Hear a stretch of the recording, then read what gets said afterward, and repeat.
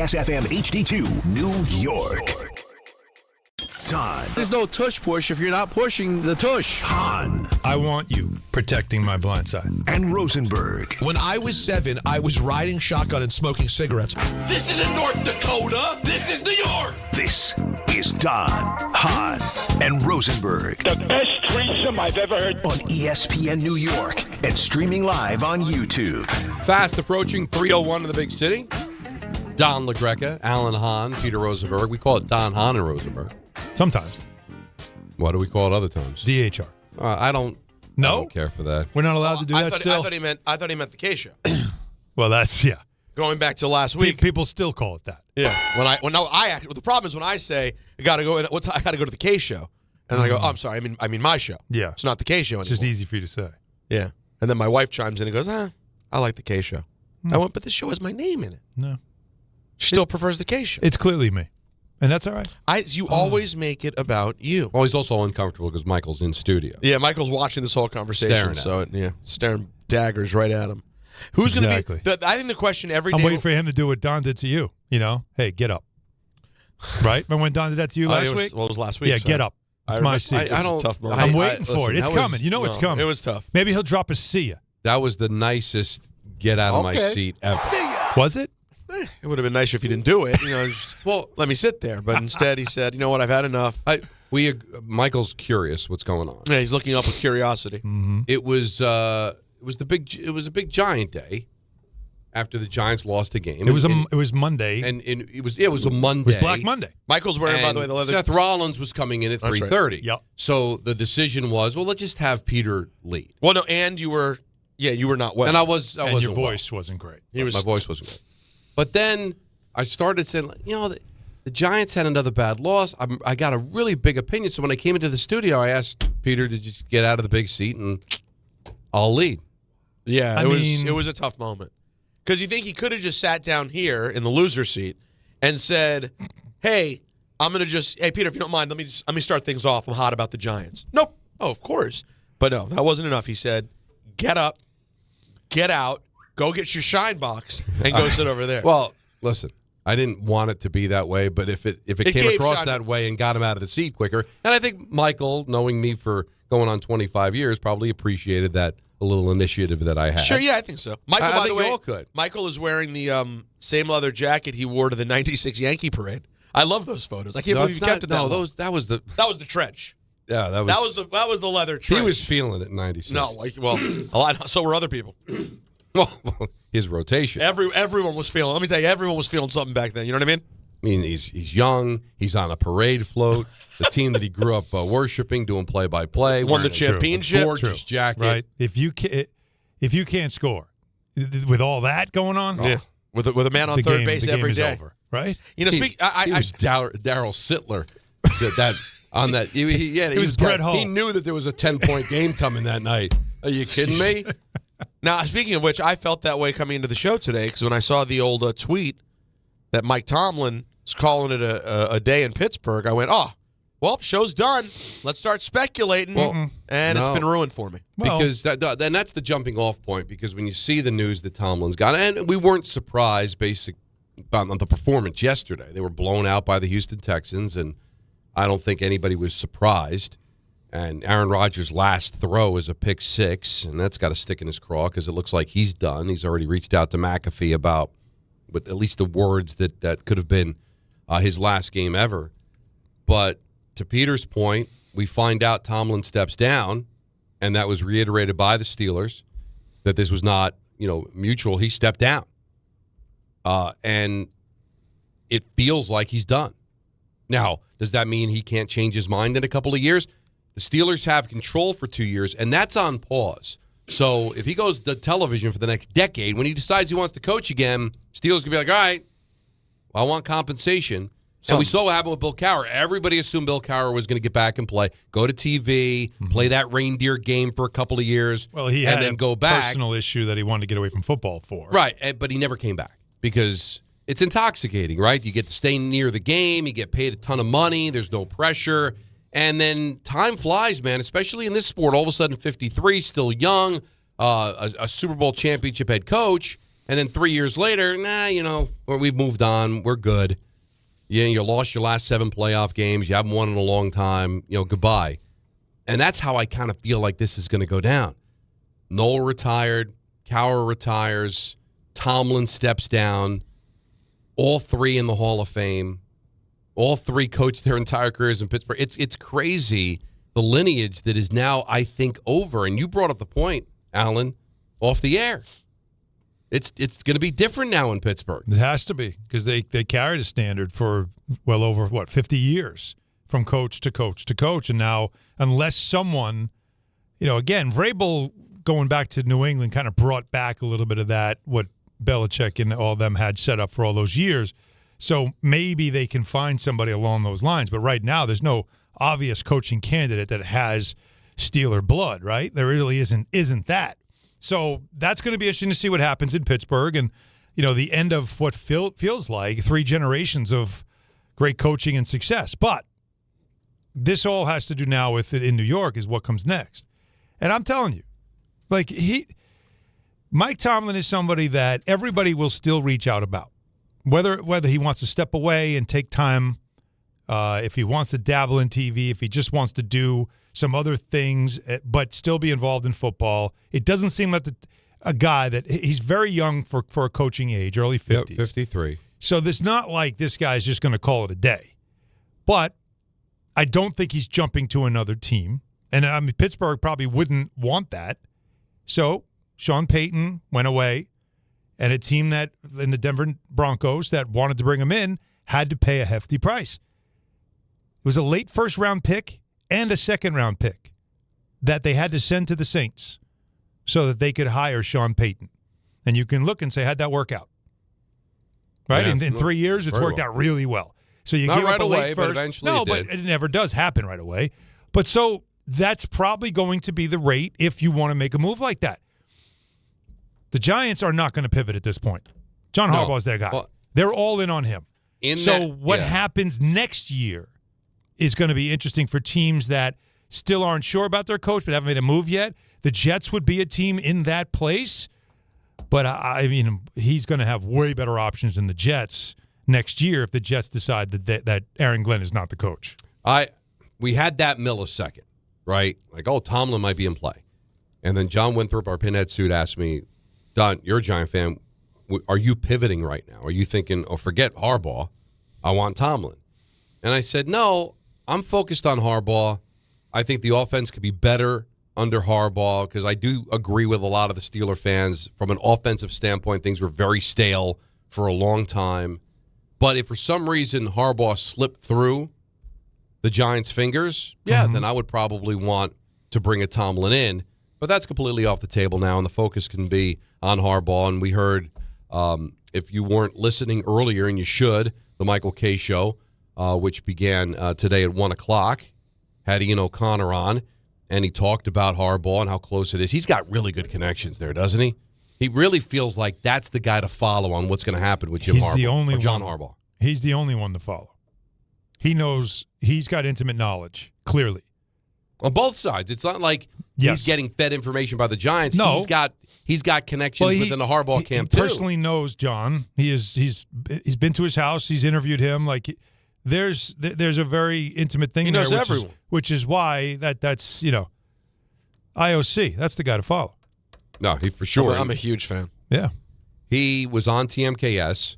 Where do the Giants stand in pursuing Harbaugh? I just did something on X a little while ago, the John Harbaugh Invitational. I had the Giants in the second round with a slight lead at 6 under. I had Atlanta and Tennessee at 5 under. Tennessee, I did think all along that Atlanta would be the most serious threat to the Giants fans because of Matt Ryan, because of Bijan Robinson, because of, really, and this might be the biggest thing, the Falcons have the easiest road to a division championship in that division, right? So, and Harbaugh knows that. But what do you think of Penix as your future quarterback? He's had 3 ACL injuries in his college and pro career already, and is he as good as Jackson Dart and Cam Ward? Probably not. So my understanding is Tennessee is going to be right there. And the Giants, I believe, have a slight lead right now, I would say, over Tennessee and Atlanta. But there is, as I've said before, a lot of golf to be played. The in-person meetings still have to happen.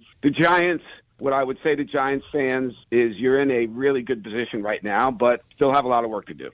All right, so how does Harbaugh view the Giants? John Harbaugh, he's had a lot of respect for John Mara through competition committee meetings and issues, and he understands the allure of the New York Giants and their storied place in the history of the league, and it's like that doesn't need to be sold to him. The Maras, as an ownership family, he knows, and his agent knows that they are, particularly John Mara, just widely respected around professional sports, not just the NFL. And listen, Giants fans have a right to be dissatisfied with ownership and looking at the results on the field since that second Super Bowl. The last 14 years largely have been really bad, and John Mara has to own that, and he does. He's one of the few owners, and I think you know this, Michael, who responds to emails and letters to fans because he does really feel their pain, and so he needs to be judged on that without question. But around the NFL and the way he treats people,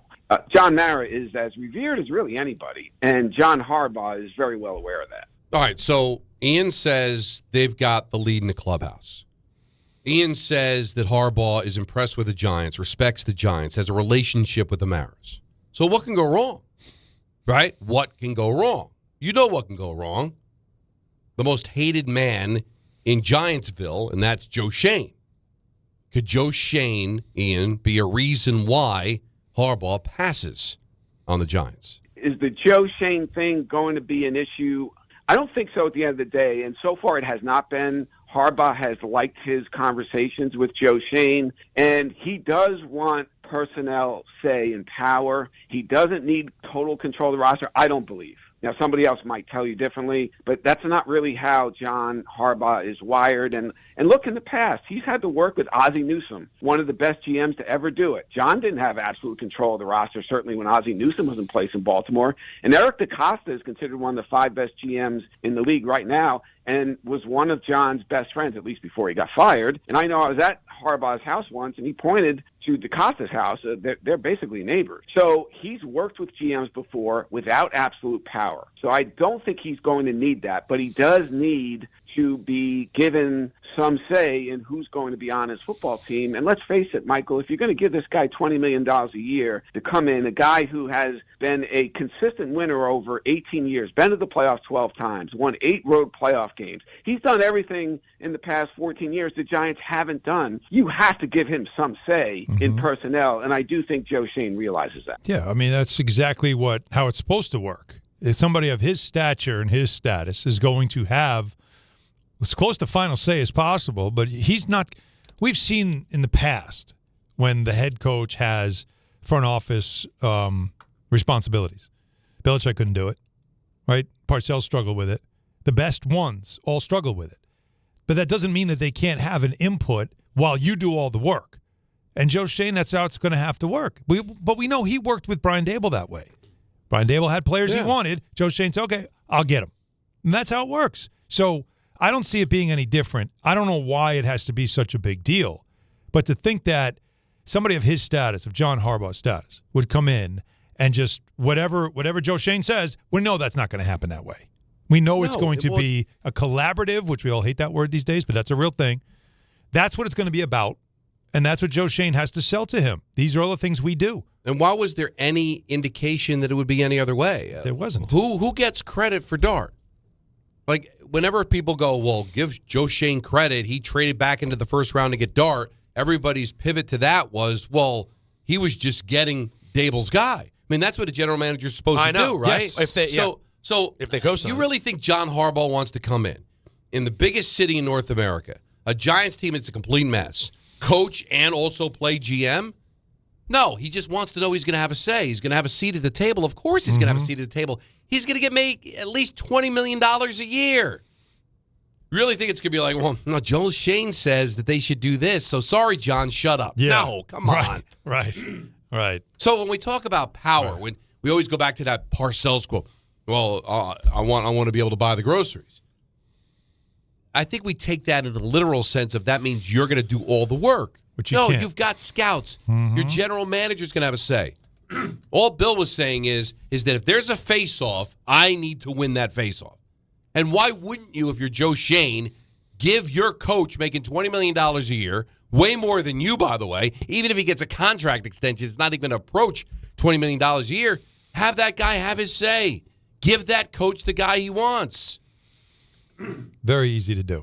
So Very honestly, easy to do. I'm a Giant fan, and I want this to happen. This is my guy. How does this not happen? Well, Ian's got them as the favorite, right? He did this golf thing on Twitter, which was funny.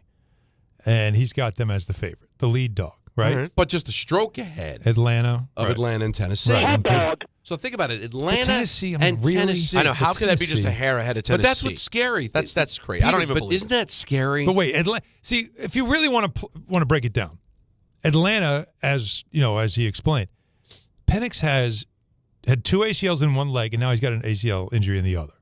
Okay, he's not young. Came into the league older. Now he's not old, but Also, is yet got to a have lot of miles. Is yet to have a full year where he showed you he has it. and there's that. They have Kirk Cousins, and that's their quarterback situation right now. Now, there's a ton of talent around that. They really do have a lot of offensive talent. Their defense wasn't bad this year. So that is attractive because not only of all that, you have a division that is not nearly as much of a slugfest as the NFC East, but this is a guy who's coming from the AFC North, who's used to the slugfest. Right. Then you have really stable, very locked-in ownership with the NFL, right? The Giants have all the above as well. They have stable ownership, don't they? They have a quarterback, a young one, who's just getting started. They are in a division that is, okay, very competitive. But which way are the Eagles going? Which way are the Cowboys going? Commanders are trending up, even though they had a down year. You had to expect they're going to trend up. But still, if there was ever a time to get into the NFC East, it would be now. It's not when. The Eagles aren't at their best like they were for the last couple of years. They're going through it right now, the Eagles are. The Cowboys, I don't know what to expect from them. But since when does a great coach or a great anybody choose the path of least resistance? So I'm going to go to Atlanta because the you go South to the is best so situation. easy to win. You go to the best situation. Yeah, that exactly. I think that's an important distinction, though. Best distinction doesn't necessarily mean easiest path. The best situation, I should say, is you have a quarterback in place, you have an ownership group you like, you have a market with it. So there's a lot of different things. Yeah, I'm with you, Don. I don't think it's ever going to be, this is the easy play. But that could be seeing an opening if you know. For example, this isn't the Harbaugh who took the job in Baltimore 20 years ago. He's only going to do this for, 10 years? This is the last job. This isn't the first job. You'd love that. So you'd want it now. Exactly. That would mean you had a hell of a run. You'd love that. So you do want to get into a place where you feel like you can compete right away. Sure. Right, but I just think the whole idea, I can go to Atlanta and I can go 8-9, win the division, and go to the playoffs. No, he can't think. There's no chance of thinking that. I don't think that's going to play. Tennessee's interesting because they do have a first overall pick in Cam Ward. Again, we didn't get to see that much of him this year. But he's special, though. But it does seem like he's they special. believe. They love him. But we're not short of the whole league was raving about him. It wasn't that this year, right? We didn't. Well, we didn't it's a bad team. No, the and he team got was hurt. the team was horrific. Right. He was frustrated. He was trying to speak up as a leader. He was taking some hits as well, like lumps. I mean, not like actual hits, but he was taking some criticism by the way he was playing because they were poorly coached, and that was a tough situation. But he comes into the league. Everybody really loved him. It was the consensus number one. By the way, meanwhile, in Baltimore, not only is Steve Bisciotti talking about Lamar Jackson as I want him as my quarterback going forward, he's also saying that he's been involved in talking about the next head coach. He's been, and in fact, if he wants to be part of the final interview process, we would love to have him there. What does that tell you? Not going anywhere. Well, what does it also tell you? There was clearly a decision to make between two people. Oh no, I and they chose the quarterback. And they chose the quarterback. That's why they were talking on the show at 10 o'clock. Bart and Carlin. Sure. About if you're the Jets, trying to go find a veteran quarterback rather than draft a quarterback. We've had that conversation. Yeah. And that Lamar Jackson could be available. Nope. Lamar Jackson's not going to be available. No chance. They made their decision. If John Harbaugh stayed, then Jackson's in play. Yes. Jackson's not going anywhere. Yeah. So they've made their decision. I'm keeping the quarterback. And with all of his flaws, go find another Lamar Jackson, a 2-time MVP. Yeah. Like, he might be on the downward spiral here, but he's still a very good quarterback. And when healthy, can be very dangerous. We'll find out if they made the right decision or not. Now, a few other things, and we want to open up the calls at 1-800-919-3776. We're going to play some Aaron Rodgers a little bit later on. It could be the end of an era.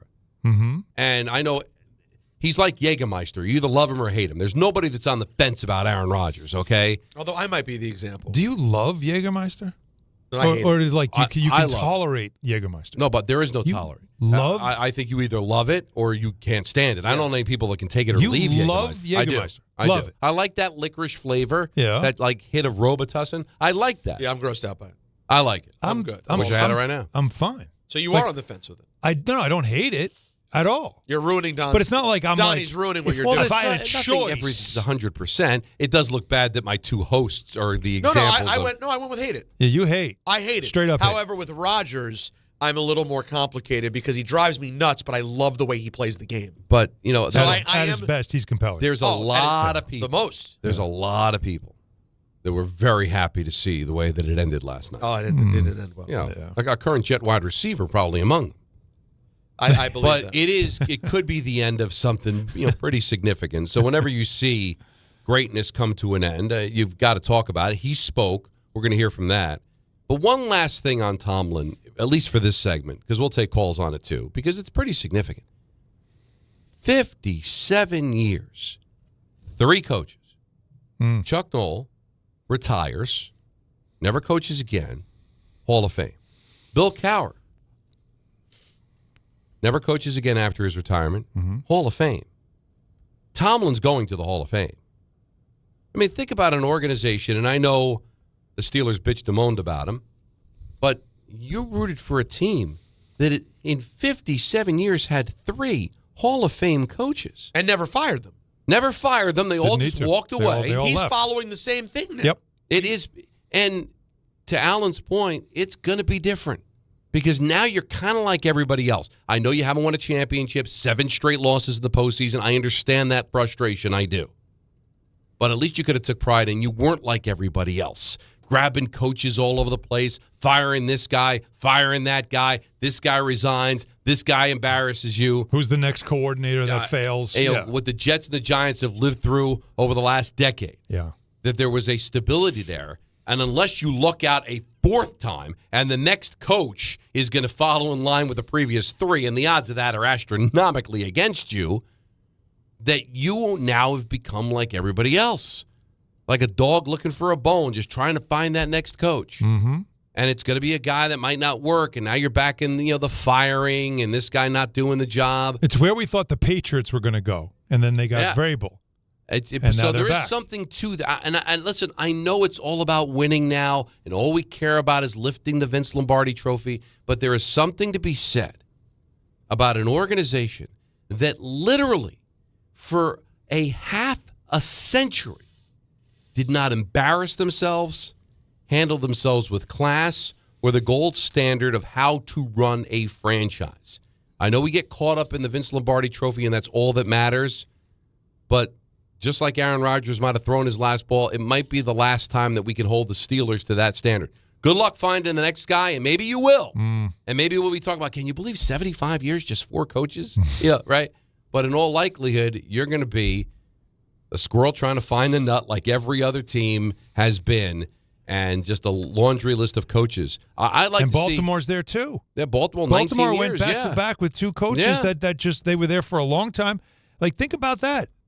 Like, you had Billick, and then you had Harbaugh, and they have done nothing but be every year competitive, every year the right standard. And now they're trying to figure out who the next coach is going to be, and their quarterback is involved in it, that never happens. It shouldn't happen.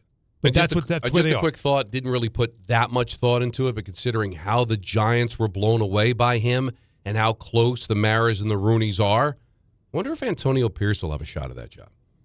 Well, Brian Flores is a name that everybody's saying. No is an quarterback, obvious though, guy. so is he going to want to Who go really there? wants to go somewhere where But, Pierce trying to get back into good graces, interviewed well with the Giants, the relationship between the Giants and the Steelers, and I just wonder if that could be the next guy. But we've got to listen, that's Pittsburgh's problem, but but there's so many Steeler fans in New York. They're a national team. It's going to be odd. They all got what they wanted, Don. Danny got what he wanted. Yeah, and now we'll see. Him out. And I listen. My friend Carmine too. They're celebrating today. Crazy. And I get it. You haven't won. Crazy. And that's a record. 7 straight losses in the postseason. And last night was not close. But there is something about stability and not embarrassing yourself. And the Steelers have been able to do that compared to the two franchises we have here in New York. All right. We've got a big show, 1-800-919-3776. Always fun to talk to you on a Tuesday. All of us in studio. Always a lot of fun to do that. We've got Talk About It Tuesday at 4:30. You kidding? We've got ENN. We've got to decide what we're doing with ENN. We're only going to be on until 6:10 because we've got St. John's and Marquette at the Garden at 6:30. So a 5:40 ENN, correct? Is that what we're doing? 5:40, 5:45? 5:50 I was told. Well, by the time we break there, so. Okay. But Yeah, St. John's. 5:50, no, we're going from 5:50 to 6:10. That's the plan. All right. So a lot to look forward to. God. Did you just see how getting much- started. What's the matter? No. We got to talk some Mets for a minute here when we get back. Holy I just saw that the reports are that. No. We'll say we talk about. Well, I don't know if we're talking about the same. We're talking about Tucker. Yeah. Holy. Yeah. There's a. You know what? There's remember Wolf of Wall Street. Yeah. When just the saw it FBI recently. goes on the yacht and he's flinging the money. Mm-hmm. Those are baseball owners. They just they light cigars with $100 bills. The money means nothing. I mean, nothing. And it's crazy because nobody watches the sport relative to the other sports, but they got more money. It is so weird. It's like, listen, I know you don't deserve $8 million. I know you don't, or 8 years. And no one's going to watch you play. But we're just gonna back the truck up. Don Hahn and Rosenberg, ESPN New York. Movies are a place of dreams, and this year, Song Sung Blue captures that spirit like no other. Based on a true story, the New York Times raves it is exactly the movie we need right now. If you're there with me, I am not afraid anymore. And now Kate Hudson is an Actor Award nominee for Best Actress in the Best Picture of the Year, Song Sung Blue. From Focus Features, rated PG-13, may be inappropriate for children under 13, now playing only in theaters. What if your instincts could pay off? With Robinhood Prediction Markets, you can put your sports IQ to work on the games you know best. It's not you against the house. It's you participating in a live market. Buy or sell your predictions all game long. Trade every play with Robinhood. Visit Robinhood.com/predict. That's Robinhood.com/predict. Futures and cleared swaps trading involves significant risk and is not appropriate for everyone. Event contracts are offered by Robinhood Derivatives LLC, a registered futures commission merchant and swap firm. When it comes to meat and seafood, selection matters, and no one beats Wild Fork Foods. To everyday essentials, to high-quality steaks, to seafood and more, every product is blast frozen to lock in peak flavor and freshness so you get restaurant-quality meats at home for amazing prices. Shop in person at 7 locations across Long Island and New Jersey, or you can order online for same-day delivery. It's easy, it's convenient, and the prices are wild. WildForkFoods.com. Not all F words are bad. Some are actually great, like fast, free fiber for 4 months. Yep, switch to Optimum Fiber for as low as $25 a month. Plus, for a limited time, you can get 4 months free, HBO Max included for 1 year, and a 5-year price lock. Don't wait, this free fiber deal won't last long, and the fastest, most reliable, most consistent internet speeds await you. Call 888-4-OPTIMUM or visit Optimum.com/free today. Terms apply. See Optimum.com for details. And now let's take a look at the traffic with Brandy Scott. Thanks a million, guys. Good afternoon. Already a bad ride out there on the roads. Belt westbound at a standstill in Brooklyn. A crash in the right lane by Cropsey Avenue.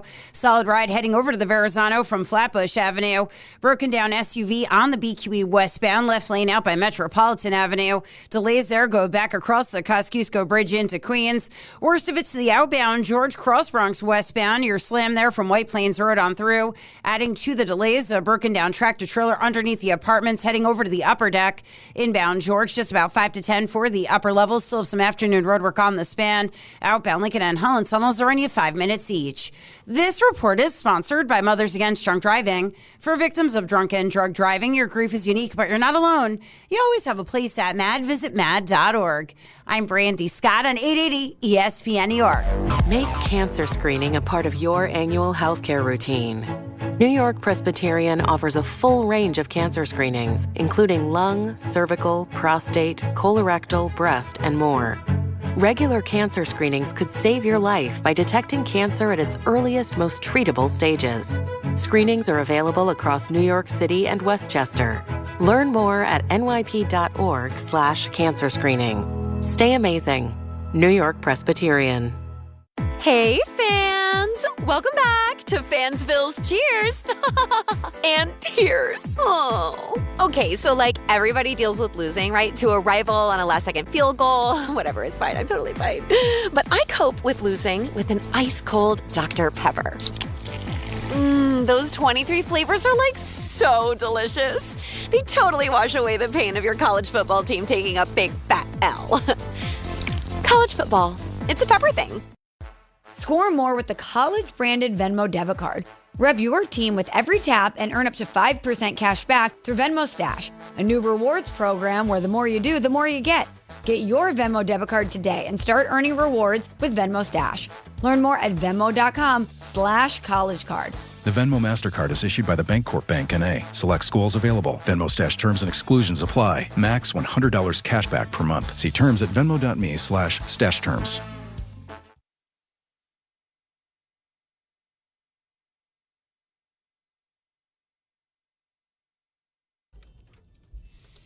Alan said, I love this song. It's such a great song.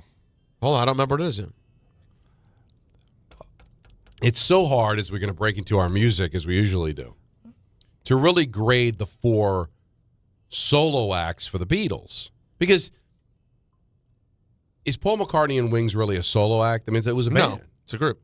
That's a group. But he gets credit for what he was able to do after the Beatles. George did a group briefly, but George was mostly solo. George was a monster right out of the box. Yes. He was the first to have the huge... That's Band on the Run, by the way, by Paul McCartney. Yeah, it's really good stuff. By Paul McCartney and Wings? Yeah, so good. Band on the Run? Band on the Run. I love that. I'm really growing to like Wings, I think. Yeah, in my old age. This was also a song that starts slow, but then it picks it. It has 3 different parts to it. It's a symphony. It's really Well, you remember when I came in, Don, and told you I now loved Let 'Em In.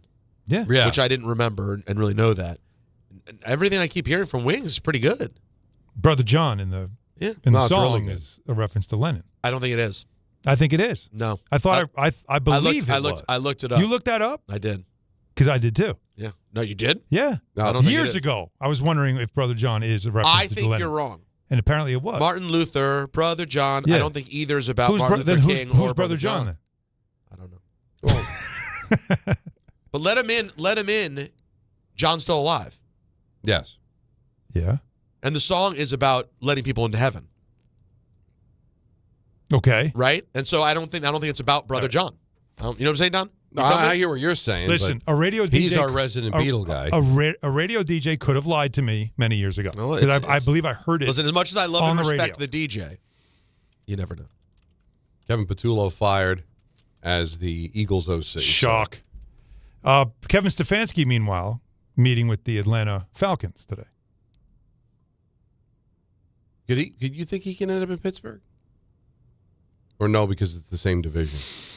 I don't think the same division thing matters, but that's I don't. No, for him, it doesn't. wouldn't I want think that Harbaugh job. wouldn't go to Pittsburgh, but All right. So just quickly, most people believe it was thought to be John Lennon. However, it could be his wife Linda's brother, John Eastman. There you go. Well, we'll never know. See? Well, ask Paul sometime. He's still with us. Oh, he's definitely still with us. But he had the early career before Wings. And the best example was, maybe I'm amazed, was a Paul McCartney solo vehicle, but then the song sounds much better with Wings. Yes. Much better with Yes, Wings. yes. All right, No, go I saw ahead. Wings once. You did? I did. At Bonnaroo. What? But I didn't know any of the songs. What? Yeah. How do you not know any of the songs? Any of them? When I saw them performing, I don't remember at the time. This was like in 2011, 2012. I don't remember. 2011. I don't remember knowing any of the stuff he was playing. So I would have thought it would have been where I didn't know that was Wings. Oh, I heard that song before. I didn't know it was Wings. Not, I don't know any of these songs. Or no, I apologize. It was McCartney, but he was doing a lot of Wings stuff. Where was this? At Bonnaroo. Aaron Rodgers spoke. The first thing he said was has not made a decision about his future. Yeah, just get away and then have the right conversations. And you know he likes to milk this stuff, right? he's going to But again, he should learn from last year when no one cared. Remember? Like, oh, maybe he'll go to Pittsburgh, and then eventually we just spent the whole summer of not really talking at all about I would kind of Rodgers, tell him, like, dude, if you want to play, I would say you plan on coming back and talking to Pittsburgh about it right now. What do we think of the theory, though, that has been floated out there, that he would be the guy that, like what Phillip Rivers did this year, but a little more ready for it? Like instead of the Roger Clemens thing, instead of doing the whole training camp and all that crap, team has an injured quarterback, and I just stay ready. Yeah, like we always speculated that would happen with him and the Niners or the Rams. You know what I mean? Like because he seems like a guy that, while he probably knows this is it, like Joe Flacco was the same way. Flacco was done and then was called. They broke glass for an emergency, and he came in and he showed you he could still play. And Rodgers I don't know if he knows life without football. It's been his whole life. And he could still play. He still has an arm. If he could play someplace that could protect him, you can win games with Aaron Rodgers. You're winning a Super Bowl with Aaron Rodgers? I don't think so. But if you were just looking for some stability at the quarterback position, I think you could supply that for the foreseeable future. I'm not going to tell you what this cut. I'm not even going to tease it. Okay. I want you to hear it and tell me what you think. Okay. All right? Okay. You ready, guys? Aaron Rodgers. I was fortunate to play in an incredible football city for 18 years, and I never took it for granted. I enjoyed that time there, and this has been a really beautiful back end to that first 18, to be able to be here for a year. This is a special place. You got tradition, got excellence, got all-time greats. Even just looking around the stadium tonight just to see the fans, there wasn't a big splattering of Texans fans, and there's a lot to be said for that. There's only a few really special places in the league that have the tradition and the town and the organization, and I'm thankful to have played for two of them. How about that last part? Two of them. You almost have to respect it.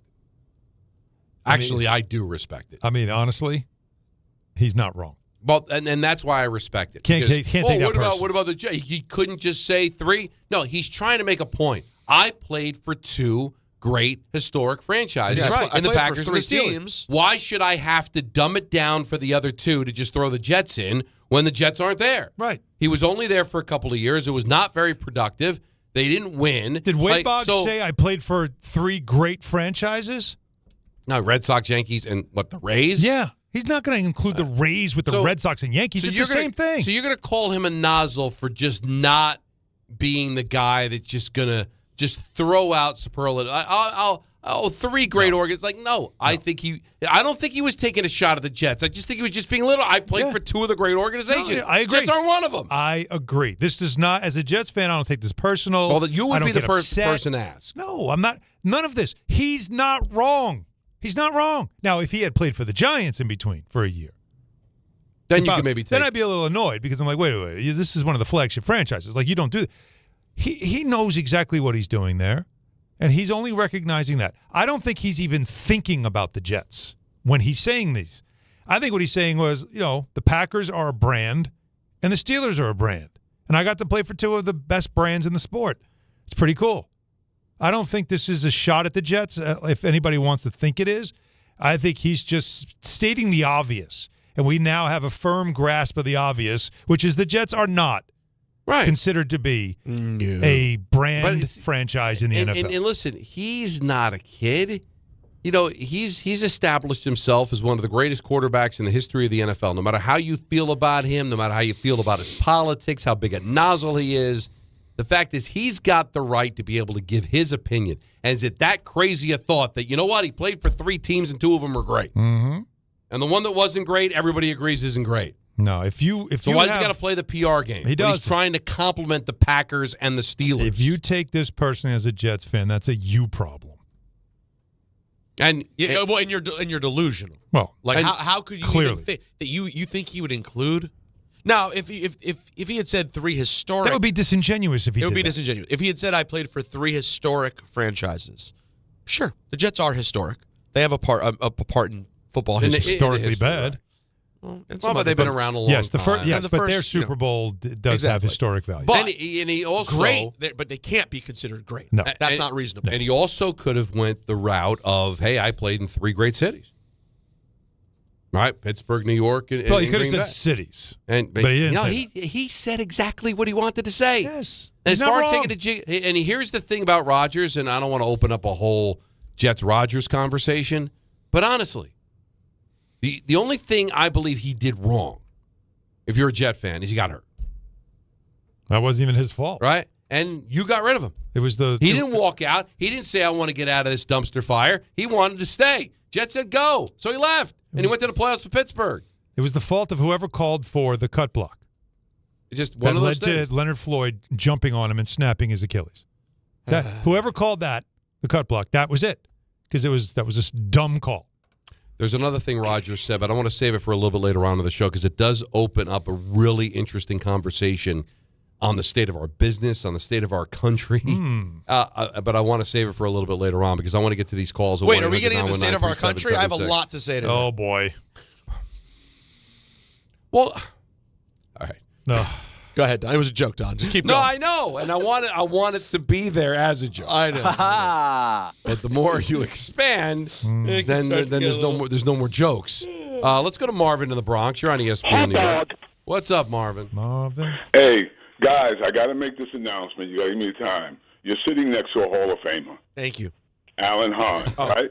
Alan and I are both graduates of the same school, and I was talking to the athletic director yesterday, and I want to announce it to the public.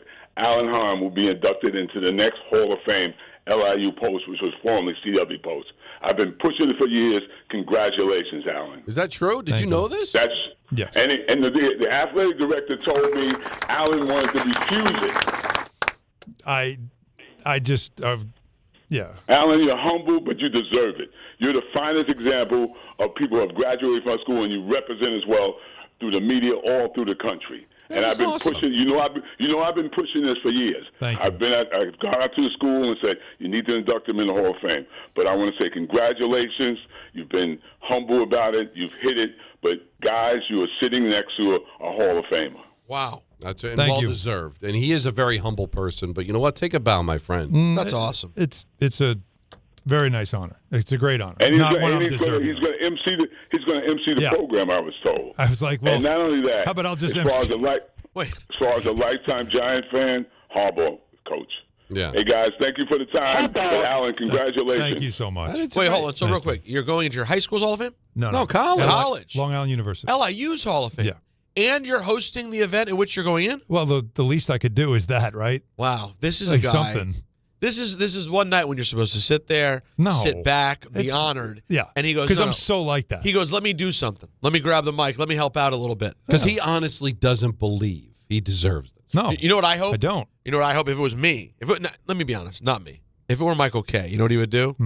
He would say, it's really nice that you're honoring me, and I appreciate that. And in fact, I'd be happy to host the event. And they would, oh my God, that's such an honor. And he went, my business manager will be in touch. $10,000 will be a great night. And that way, it's at least not a waste of my time. Right, exactly. There's got to be some monetary. There's got to be something. Instead, I'm going to work on the arm for no reason and feel embarrassed. and maybe they'll give me a dinner. Yeah, Alan's not about the Quan the way that Michael was. But no, great. Congratulations. Thank man. you. That's So that wonderful. just I happened? could see. It's brand new? Look at him. Yeah. Look at him. When did it happen? You're humble. You're 'cause embarrassed by this. I don't take but this look well. take a look. Sometimes you need to take a look at what you've accomplished. I know you're always thinking about the next thing, what you're that's currently why doing. I But you don't- take a look at. I go around. Give me another LIU Hall of Famer. Brian Kilmeade. Well, you know him. Do I? Brian Kilmeade. You don't watch Fox, so you don't know him. Oh, he's on Fox News. on Fox News. Sports phone. He's a soccer guy. He was a sports phone guy, too? Was he really? Yeah. How about that? From Gotta sports start- phone to gotta Fox start there. News? How about that? Yeah. He was a soccer player there, though.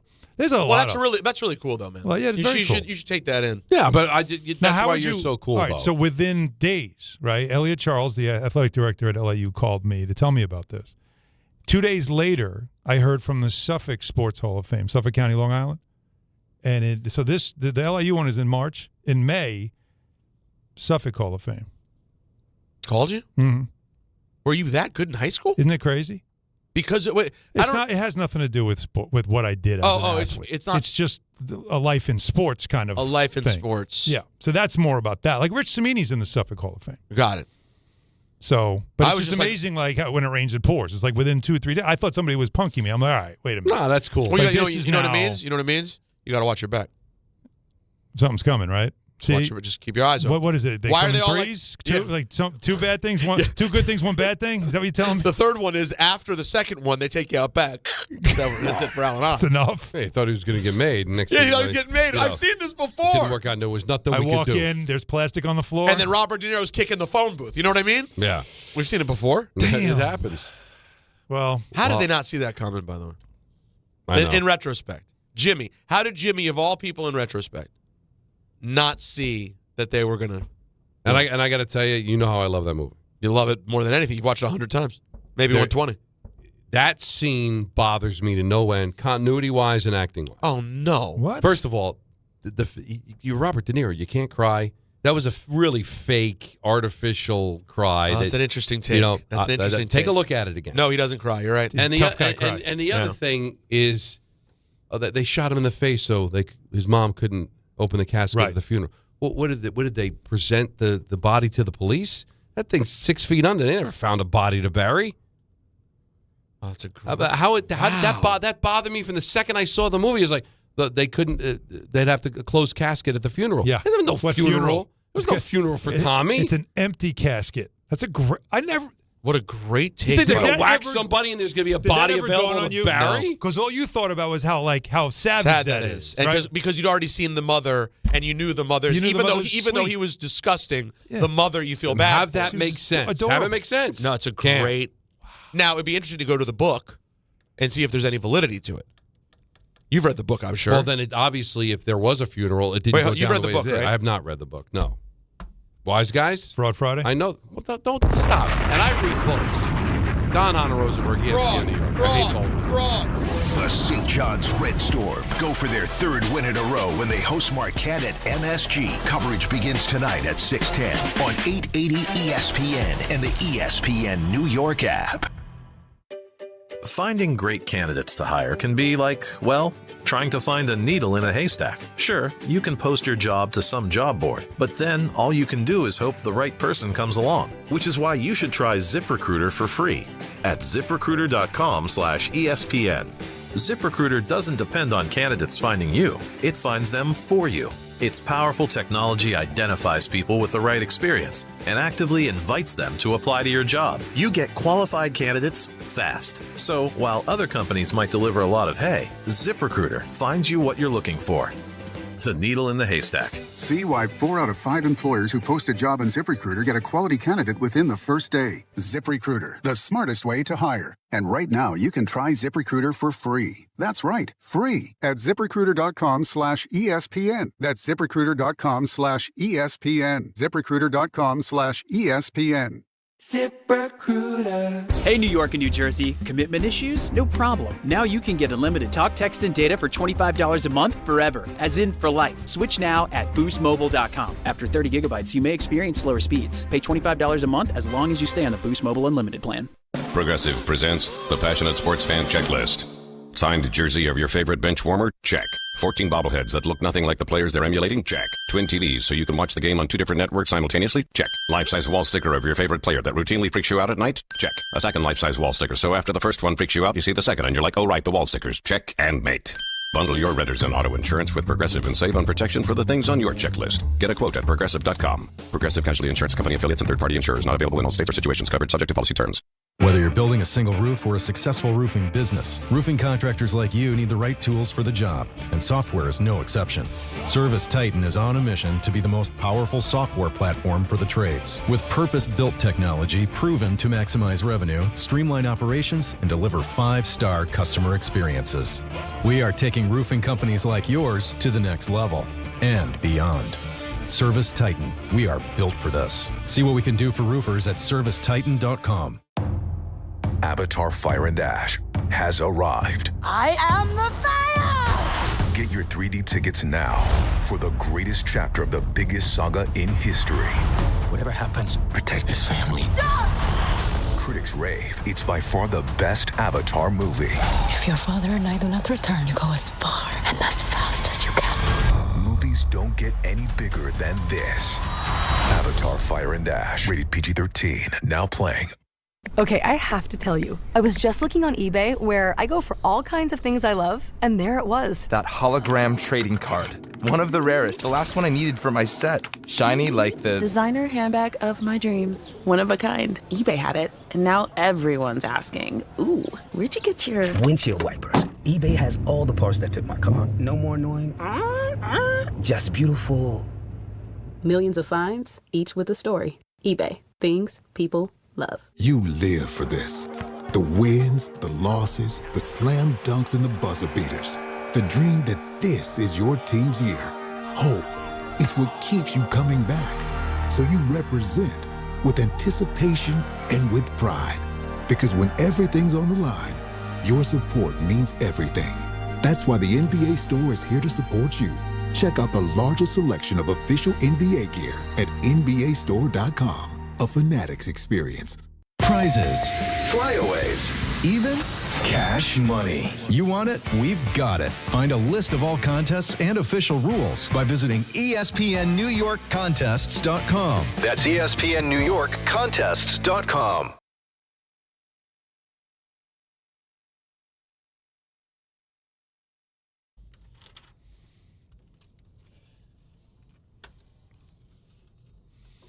Don, Hahn, and Rosenberg with you until 6:10. At that time, we're going to hand it off to St. John's Marquette. Let's get back to your phone calls at 1-800-919-3776. Let's talk to Jim in Queens. You're on ESPN New York. What's up, Jim? What's up, guys? How are you, man? I got a problem with you guys. Keep calling the Giants like this storied franchise. Weren't they so pathetic back in the day that the NFL had to save them? Like, they've hired some of the worst coaches in the NFL. McAdoo, Ray Hanley, Gettleman was a punchline. Their best player that they still bring out in front of fans was a cokehead perp. Okay. Eli Manning was half the people they say he was overrated. Okay. Can we stop saying they're so They are. storied? They are. They've been around forever. They're a flagship franchise. Yeah. When Bill Okay, Parcells but took the they're job, around Jim, forever. he said, "Well, no, but they also went to 4 straight championship games in the early 60s. They won titles in the 30s and in the 50s. So there is a hit. When you say historic franchise, we're saying they've been around since the infancy, since 1925. They're 100 years old. But Jim, not even just that. But Jim, not even just that. And I hate the Giants. I'll go through you division by division if you want. Tell me the teams whose legacy you take before theirs. It's not many. They have 4 Super Bowls. It's 4 Super Bowls, bud. In the last I get it. 40 years. I get it. They won Super Bowls, but let's not make it like this. They're the barometer of what a great franchise No, does. they're not that. No, we said historic franchise. They were so awful. They had to be saved by the NFL. Jim, first of all, who's your favorite team? The Jets. Okay. Has nothing to do with it, though. Oh, it does. No, it does. Every franchise. What about the Dallas Cowboys? Are the Dallas Cowboys an historic franchise? But you're yes. All right, they haven't. They've won what, like 3 playoff games in the last 30 years? No championship in 3 decades. Their owner had a White House, so all their players could do coke and whores. Yeah. Is that historic? Yeah. But wait a second, Jim, Don, you're dialing it up, Jim. But you're dialing it up. Their owner is a joke right now. But that doesn't mean right now. How long has he been the owner? But we're talking about 2 different things. They obviously have hit hard times. Yeah. Like the Yankees weren't an historic franchise when Stump Merrill was their manager. I'm not saying. Let's not make them like they're the best. Like, who said that? That's the thing. Jim, they're an historic franchise. No, see, you're. That's they're why. They're not a franchise. You want to style your franchise. Nobody said. Wait, Jim. Again, this is your Jets fan is showing because you're taking something that's being said and you're amping it up to 100, which is not what we did. You're hearing it that way because it bothers you. Been in the league a long time. It bothers you that somebody says something nice about the Giants while the Jets right now are a laughingstock in an embarrassing franchise. No. You're a Jets fan, right, Alan? Yes, I am. Yeah, but I can acknowledge that the Giants. Up the Giants. But they're not that great of a franchise. Well, right now, but they have a history. But Jim, they have a history. There's something about the history of the Giants. Well, who has history, Jim? Longevity matters. You know, I'm going to ask something. Hang up on Jim because he's annoying. But, he's a moron. Well, he's saying the same thing over and over. So I'm going to just play a little game with you guys, real quick, division by division. We'll be quick. Okay. In the AFC East, we all agree the only team better than the Giants historically now is the Patriots, right? Yeah. They've surpassed them at this point because it's the greatest run of all time. In a short span. But, but they now almost it's still didn't exist for the first 50 years of the franchise. No, but the last 20 Nobody cares about that. But before Chuck Noll got to Pitt, the Steelers go back to the 20s. Yeah. I know. But nobody cared until Chuck Noll got there in 69. Let's just be fair with everyone. go. So we agree Patriots? You'll take the Patriots? Yeah. Would you take the Patriots at this point? You would take their trophy room and probably have everything. They're a well-run franchise right They're now. new money. They're new money. Now, here's interesting. The AFC North. Obviously, Cincinnati and Cleveland are out. Baltimore and Pittsburgh. Giants still have a better legacy than the Ravens. Even with what the Ravens have been, it's still too short, and it's only 2 rings. Yeah.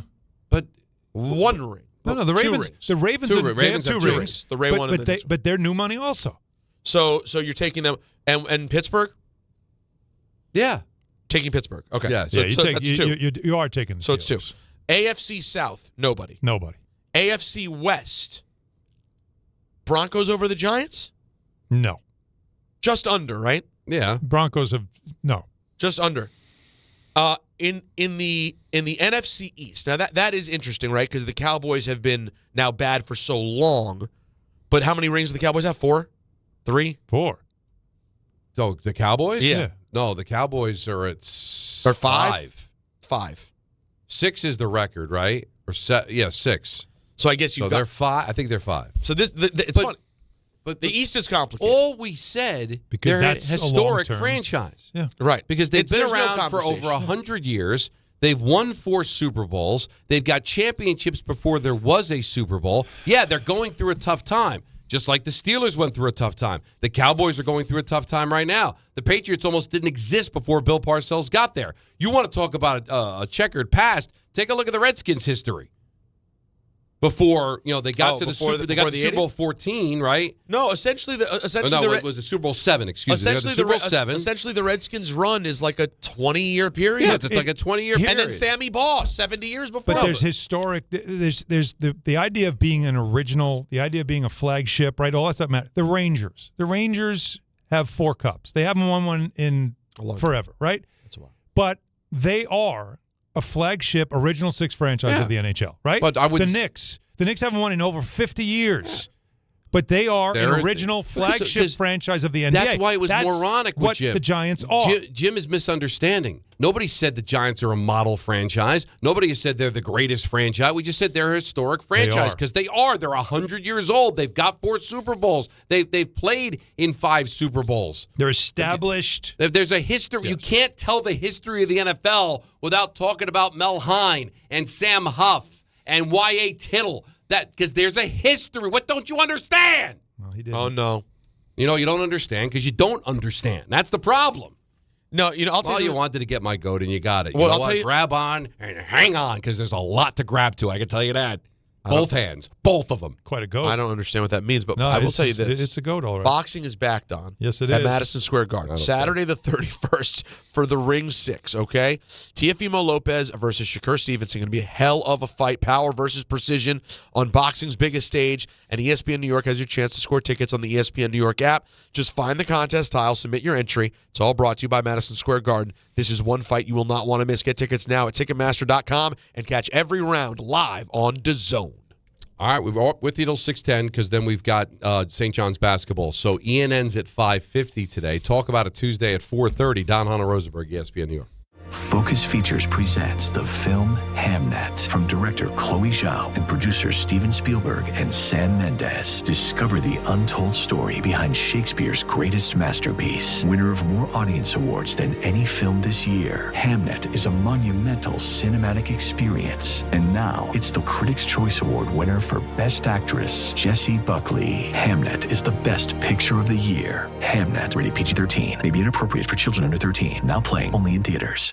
If you've been injured on a construction site, then you need a lawyer who knows New York's unique labor laws. At the Parisman Firm, they have decades of experience handling construction accident cases and a proven track record of delivering huge results. Their team has already recovered nearly $1 billion for hardworking New Yorkers. From scaffold accidents to slip and falls and equipment failures, they've got your back. Call the Parisman Firm now at 718-WORKERS. That's right, 718-WORKERS, because your case is their cause. Get the justice you deserve today. At City Harvest, we believe no New Yorker has to go hungry. With your help, we're on the road 365 days a year, rescuing over 77 million pounds of nutritious food and delivering it free to millions of New Yorkers, transforming surplus food into sustenance, sustainability, and smiles, rallying thousands of New Yorkers to power a network of nourishment across our city. One day, one meal, and one New Yorker at a time. That's how we feed good. Donate at cityharvest.org. Benjamin Franklin, sir, I've just received news. Speak. They're multiplying you. Multiplying me? Yes, many times. Multiple Benjamins? Shall I stop it? No. Multiply your Benjamins with New York Lottery's Extra Multiplier Scratch-Off games. Play for the chance to multiply your winnings up to 100 times. Prizes up to $3 million.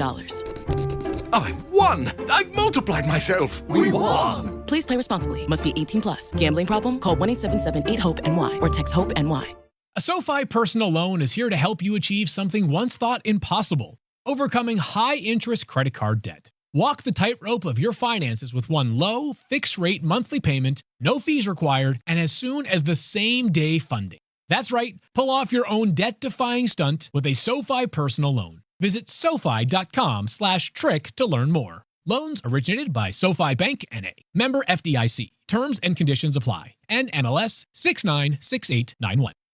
Life is full of choices, some big, some small. And when you choose an H&R Block Tax Pro, you're choosing the largest network of tax expertise to be in your corner. For when your big ambitions need help with the small details. For when your six figures come from 6 different places. For when your gaming stream becomes your revenue stream. For when your business's year one needs 70 years of tax know-how. At H&R Block, we've seen it all, and we're here to help you make the most out of your money for life outside the box. Get started at hrblock.com.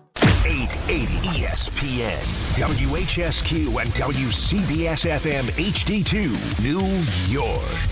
A Good Karma Brands radio station. Game Time is brought to you by Tullamore Dew Irish Whiskey, because when it is game time, it's Tully time. You betcha. Coverage of St. John's Marquette follows us on 880 at 6:10. The Islanders visit Winnipeg at 8. Tullamore Dew, the original triple distilled, triple blended, and triple cast matured Irish whiskey. Be sure to grab a Tullamore Dew or try the new Tullamore Dew Honey during today's action. Glasses up to enjoying Tullamore Dew responsibly. Speaking of responsibly, reports several different places that Kyle Tucker, $50 million. That's $50 million. Where the hell is this money coming from, man? A year. A year. Yeah, no, that's the not annual a contract. That's the 50 average a year. annual salary of what the Mets are reportedly offering Kyle Tucker, who will be 29 years old next week. That's hell of a player. They're trying to keep what we're seeing now, and the Yankees are doing this with Bellinger, is rather than give you the years, right, the 7 years, because that used to keep the annual down. Now It's like, I don't want to be stuck for 7 years. No. So how about we do it this way? Shorter term, we'll try to meet in the middle on the money and figure it out if there's a way to opt out in the later part of the deal. So then if we want to extend, we will. That's what it sounds like is going to be the new way to do things rather than get stuck in these 7-8 year deals. But still, it's an Is Kyle Tucker that good? outrageous amount of money. Help It's me. really a $50 million. No. He's not? But, to Peter's point, these owners just throw money around, and it doesn't really matter whether there is any money coming from the sport itself, because they have their own MLB money. just announced they're propping up more of these regional networks. You're going to see like at least a half a dozen teams this year where Major League Baseball is running the regional network because the regional networks couldn't afford it anymore. They weren't getting the ratings. Yeah. Listen, baseball is a popular sport, but can it sustain the kind of money that's getting thrown around? And the answer is no, because if the Mets give Kyle Tucker, as much as you'd be excited to have him, and they could use him, $50 million a year, that's coming out of Cohen's cash. Yes, well, and that's the problem. That's the difference, though, and you've said this. This is why the Dodgers do what they do. Yeah. A lot of the owners now have an income that isn't reliant on the performance of the team, right? Mm-hmm. The Yankees are operating – the performance of the team matters. They have that budget. It's a very high budget, but they have one. But you've said this. Cohen has enough money that if he wants to get a player, he can write a check and blow everybody out of the water if he wants to. Now, he did not want to write the check for Pete Alonso. There were things he didn't want to do, Edwin Diaz. But this he wants to do, and he'll do it. And what happens is, because of the public perception, is that, you're cheap. Well, I mean, the Yankees are staying within a budget because Steinbrenners and the people that have bought into the franchise aren't sitting on $23 billion the way Steve Cohen is. And Michael had a guest on earlier today ripping into the Red Sox for being cheap because they've got a $240 million payroll, but they make a ton of money with their Fenway project. But they've decided, you know what, I want to make a few extra bucks. So really the only way to keep the fans happy is to dip deeper into your own pocket, make less profit. Otherwise, you're considered cheap and don't deserve to own a franchise. Like, if you decide, I want to be a little responsible, I want to make a few bucks. Mm-hmm. But if you do that, well, then you're evil. All right, well, take away all this stuff, though. From a Met perspective, though, if they can get him signed, forget how much they're spending because, as you know, it doesn't matter. There's no cap right now. It doesn't matter. But if you're able to bring him in and add Kyle Tucker to your offense, I mean, how could it what not? does that do for you? Well, it does a lot. What do they have now? Well, right? they lost a lot. They've lost a lot. Pete Alonso's gone. Nimmo's gone. Where would they play McNeil's him? gone. Where would they play him? It's a great question. I mean, Soto's in right. I'm just trying to figure out where he's played the most in his career. Oh, and let's not forget about the money that Bregman got from the Cubs. Yeah. How ridiculous was that contract? Bregman was at the Blackhawks game last night. Was? Yeah. Well, that's a jersey on the whole thing. He's Good Mr. for him. He's Mr. Chicago now, right? with the money that he's making. But what would you? But you don't have a center fielder right now. I'm just trying to see how many games has he played. Well, you do have a center fielder. Is it majority right field? Excuse me. Yeah. But again, you have Soto. Right. It's 639 games in right. Yeah. Wow. 72 in left and 5 in center. Yeah, he's not a center fielder. No, I mean he can play. He can play where Nimmo was. Taylor would probably play center. Yes, yeah. But I thought that you say you have it's run center prevention, fielder. You could right? upgrade center. Yeah, of course. But I thought they had somebody in mind at center field. Could he play first base? He's played 4 games at first. That's more than 0. And again, listen, every once in a while you put the fat kid at first. You could figure it out. Sometimes I really do think we take baseball like too seriously. And I'm like, if you've been playing baseball at an exceptionally high level your whole life, and you've been like a utility guy in outfield and infield, like you can figure out first base. I know it's. I don't want to like disrespect the sport, but how many people have we seen train? Like it's a doable thing. He's played more games at first than Polanco did, and they brought Polanco in to play first base. So why not? Now, it's one thing to move someone to short or catcher who's never done it. Yeah, that's... Center field, you've never played outfield. Okay, don't put him in center field. Yeah. But, like, I really do think that you can find space for a good utility guy in right field or first base. That's how it works. Not for $50 million. But for $50 million, it seems like an odd thing to do. To be really You'd good like at to it. know what they're going to do and do it well. Right. So, but at least they're doing that. Now, Bellinger, this thing, the longer it goes on, the more it feels like Cody Bellinger wants to be a Yankee, and like what Boris is trying to do is just squeeze as much as he can out of the sponge before Bellinger finally says, I'd rather be here. It doesn't mean that he wouldn't take a better offer somewhere else, but something tells me he's not getting the better offer. He's not getting 7-8 years. He's 30. The Yankees are pretty much steadfast of 4 or 5 years at $30 million. And so they're dragging this out. But the longer it goes, because the Yankees look dug in, like, nope, this is what we're going to offer you. If you get something better, take it. And I don't think he's either getting something better or doesn't have a place that he'd want to go more than stay here with the Yankees. This is what's crazy with the Boris stuff, all right? Like read the room, dude. He wants to stay a Yankee. You want to keep the Yankees engaged. Michael said it today. The Yankees are willing to go to 5 years. They probably would only want to give 4. Bellinger wants 7. But you can meet in the middle with the money. But to be that far off. If you go to 5 and jack up the annual a little bit, what's the difference? Like the 7 years would be almost the same amount of total package, right? Right. So, I mean, well, but I just think how bad do you want to be a Yankee? But they are, right, on his side. But I understand the Yankees are like, listen, I really only want to give him 4, but I'll give him 5. Yeah. The guy wants 7. Which is amazing because he's 30. They only want to go to 34 with him. Now, is there a wacky owner who's just going to be like, yeah, I'll give you 7? But that's my point. By now, he would have taken, like, if somebody said, I'll go to 7, and that's on the table, If he wanted just the money, he would have taken it. The fact that he's waiting this out and they keep pushing the Yankees to make a second offer, that tells me his preference, which is not a surprise, not breaking news. He wants to stay with the Yankees, but he's just like, Boris is saying, but you're not staying on a discount. We're going to get everything we can out of them. So we're going to you have to sit back and be patient and let me work. And we're getting into mid-January. And if I'm Bellinger, I'm like, I want to know. I just want to get this thing over with. It's got to be driving him crazy. But when you get Boris as your agent, you have to just let him cook. Because can we stop with the whole, well, he really wants to be a Yankee? You hired Scott Boras. So obviously you were looking for top dollar too. Otherwise, you don't hire Scott Boras. There's plenty of other really good agents that can get you the money you want and where you want to go to. When you hire Scott Boras, it's, hey, go out and get me. I want 7 years. Go get me 7 years. I think you can get it better than anybody else. All right, well, the Yankees only willing to go 4, maybe 5, so you got to call their bluff. Because somebody might just decide, all right, listen, all right, I'll give you 6. I'll give you some extra money. I don't care. This is just a toy to me.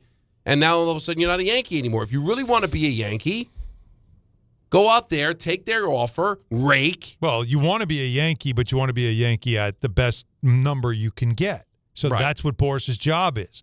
You know where I want to be. You got to get the best. And Boris then will work the media. Okay. He'll work some other teams. He'll tell some bad jokes. He'll drum up some leverage and try to put as much pressure on the Yankees as he possibly can. Where is the leverage? Well, that's the problem. There is none. The Mets were a leverage for a while, but they'd rather give Kyle Tucker $50 million a year.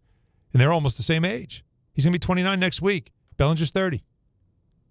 Right? Yeah. And Bellinger actually can play left field. And he can play first. Which is the need. Yeah, and first. So you would think if the Mets really wanted to do something dramatic, that's what they would do. But they're not. So that's why I feel like Bellinger always was earmarked for the Yankees. I think the Yankees kind of know it. I just feel like I would be stunned if he's not a Yankee.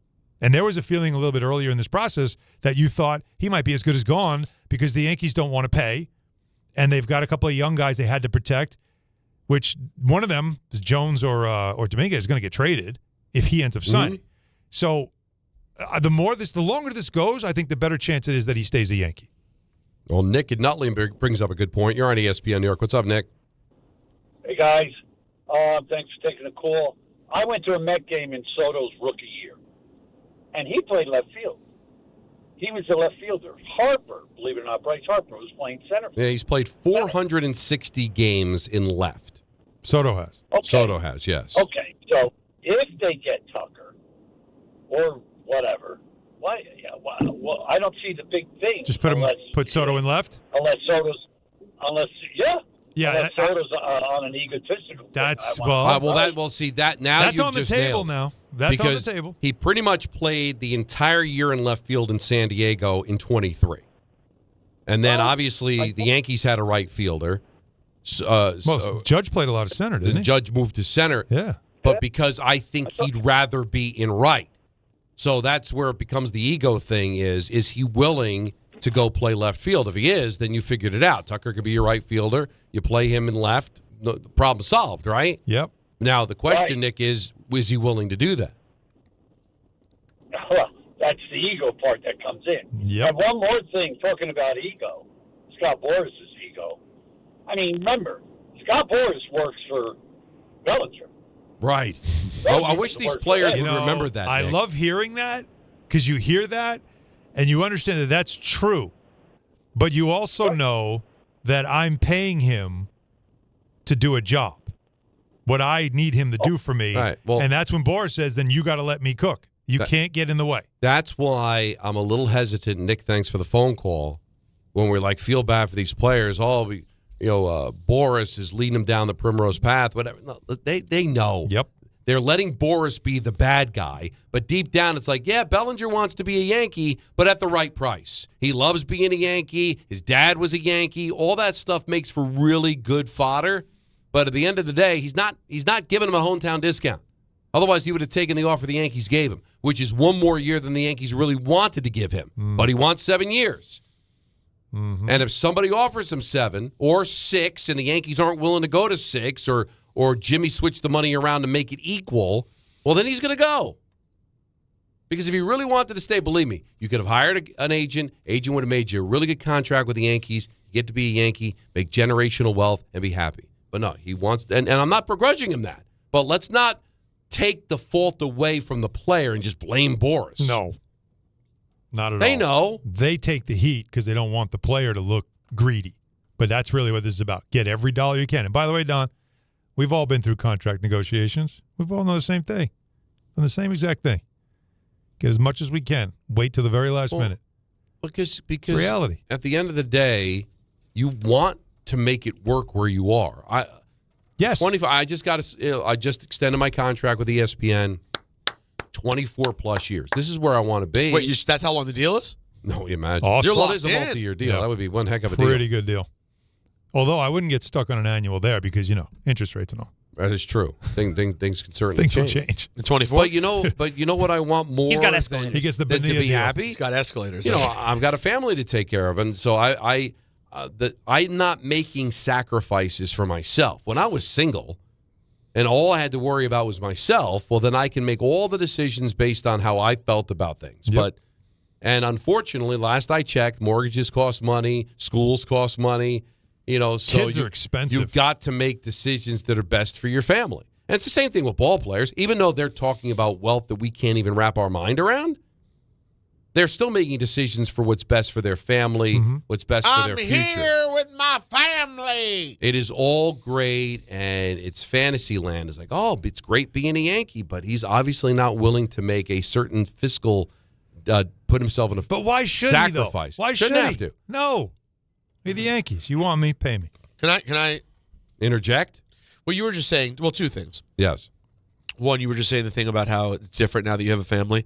I have this pet peeve. It's very subtle, but I live it, so I understand it in reality. The thing that someone has a career, whatever it may be. They're an athlete. They're a radio personality. They are a lawyer. They do whatever. And then once they have kids, they always have that thing, especially if they're their wife's going to leave them because they're mad at them that they're never around. And everything I do is for my family. And I'm like, it's the same job you always had. What do you mean? Right. You do that job for yourself. Now you have a family, and included in the things that you have to pay for are that family. But we as men have a tendency to go, we do this for you. It's like, well, Peter, you were always a radio personality. You run your yap and you get paid, and now you got to take care of my end. Why you putting I know. that out Why there? am I airing out? I'm airing out our secret. It's a lie. They do the job because they want to do the job and get in the paid. car right now going, Peter, what are you doing? We do it for the- Although that was very good acting. Though. Thank you. The voice, the whole thing. That was very good. For my family. I hope you're not taking this away from Talk About It Tuesday. Yeah, still got something. some. Oh, that would have been We could have good. talked about that. That would have been really good. And it's gone. But how about I tell you about something called FanDuel? What is that? FanDuel. Because I would be listening to what is going on this show. Because Don went 6-0 this week. I went 5-1, and even Allen somehow got a ton of points going 3-3. Yeah. So Good allocation. Good allocation. Great allocation. So FanDuel is turning on playoff mode. So all customers get a profit boost pack, every NFL playoff game day. We have 2 more of those this weekend, Saturday and Sunday. So during the divisional round, you find a pack loaded with multiple profit boosts. It's waiting for you in the app, and more boosts means more ways to level up your playoff bet. So pick the matchups you believe in, take your shot on an upset, or build a parlay, whatever works for you, that fits the moment. Now this weekend, it says I'm feeling blank this weekend. But I don't know how you think. Now, I know, and the truth is I don't even know exactly how I think this weekend. I'm going to find out as we get closer to the weekend. Wow. I'd say early on, guys, if I had to tell you how I'm feeling the most, I think I'm probably feeling the Patriots -3. Yeah. It's my early inkling right now, but Are you you do what nervous? works for you. You nervous about it? No. And I just thought of it. Unprepared. Yeah, I just thought of it right now. Then apply your profit boost and go after even bigger payouts while the playoffs keep rolling. So visit FanDuel.com/local and grab your profit boost pack every NFL playoff game day. 21 and over, physically present in New York. Opt-in required. Bonus issued as non-withdrawable profit boost tokens. Restrictions apply, including any token expiration, max wager amounts. See terms at sportsbook.fanduel.com. For help with a gambling problem, call 877-8-OPEN-Y or text OPEN-Y 467-369.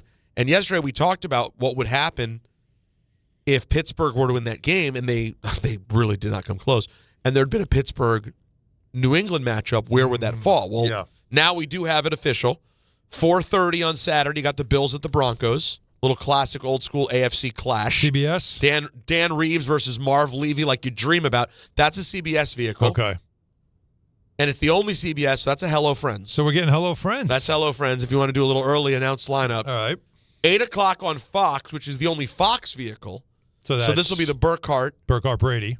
And Brady. That's the Niners at the Seahawks. And then Sunday. It's a good game, even though Seahawks, even though the Niners are banged up. Yeah, but the Seahawks aren't that, it's still. That'll be a good one. I like that game. Sunday, 3 o'clock, the Texans at the Patriots. Not a rivalry like you dream about, but an interesting matchup. It is. Defense and more defense. Yeah. So it could be. Won't take the under. 40.5 over-under if you're wondering. Now, that's an ESPN ABC vehicle. So Afternoon? Yeah. So I guess that's Buck and Aikman again. Or not. Okay. Or not? I said, why not? Yeah, why not? I would think so, right? 6:30 on Sunday is the Rams at the Bears, which I think is the best game of the weekend. Yep. I think that's where I'm at. That'll have some sizzle. Freezing cold. Bears are red hot. Rams are the Rams coming off that big comeback for Stafford and co. Little McVay versus Ben Johnson. No respect for the Bears. Oh, yeah? 3.5-point favorites on the road, the Rams. Is that an NBC? That is an NBC Peacock vehicle. So that is a Tarico Collinsworth. Yeah. So it is interesting. Was there ever a time, guys, maybe last year it happened, 4 games, 4 networks? I think it's by design. Isn't it always like that? No, because we never used to have all of these. We didn't have, division round? Well, I guess we ESPN was just getting division round games recently. Yeah, but this is we've the had first time they've been in the fray, because usually it was They one and stopped done, wild card weekend, that's it. But now ABC's come in. Well, no, this past weekend we had more.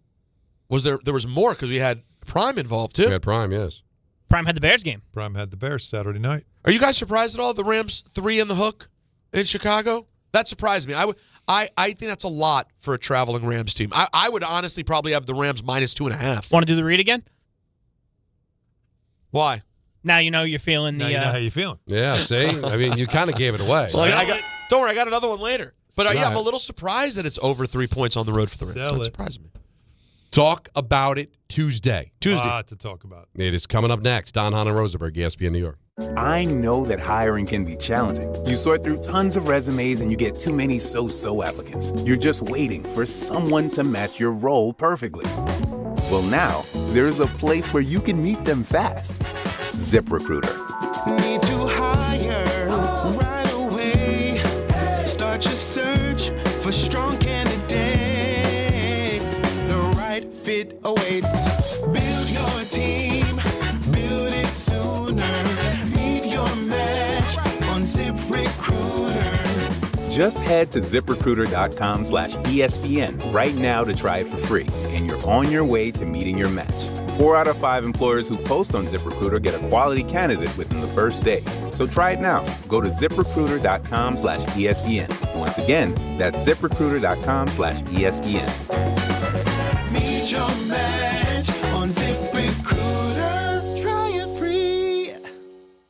Hey, New York and New Jersey, Boost Mobile has an unlimited talk, text, and data plan that's only $25 a month forever, meaning you'll only ever pay $25 a month for the rest of your life. Who wouldn't want unlimited wireless when it only costs $25 a month forever? If you don't, you must be one of those people who enjoy overpaying for their phone plan. $25 a month forever is truly as good as it gets, so go online and switch now at boostmobile.com. After 30 gigabytes, customers may experience slower speeds. Customers will pay $25 a month as long as they remain active on the Boost Mobile Unlimited plan. More people trust their hearts to New York Presbyterian than any other hospital in New York.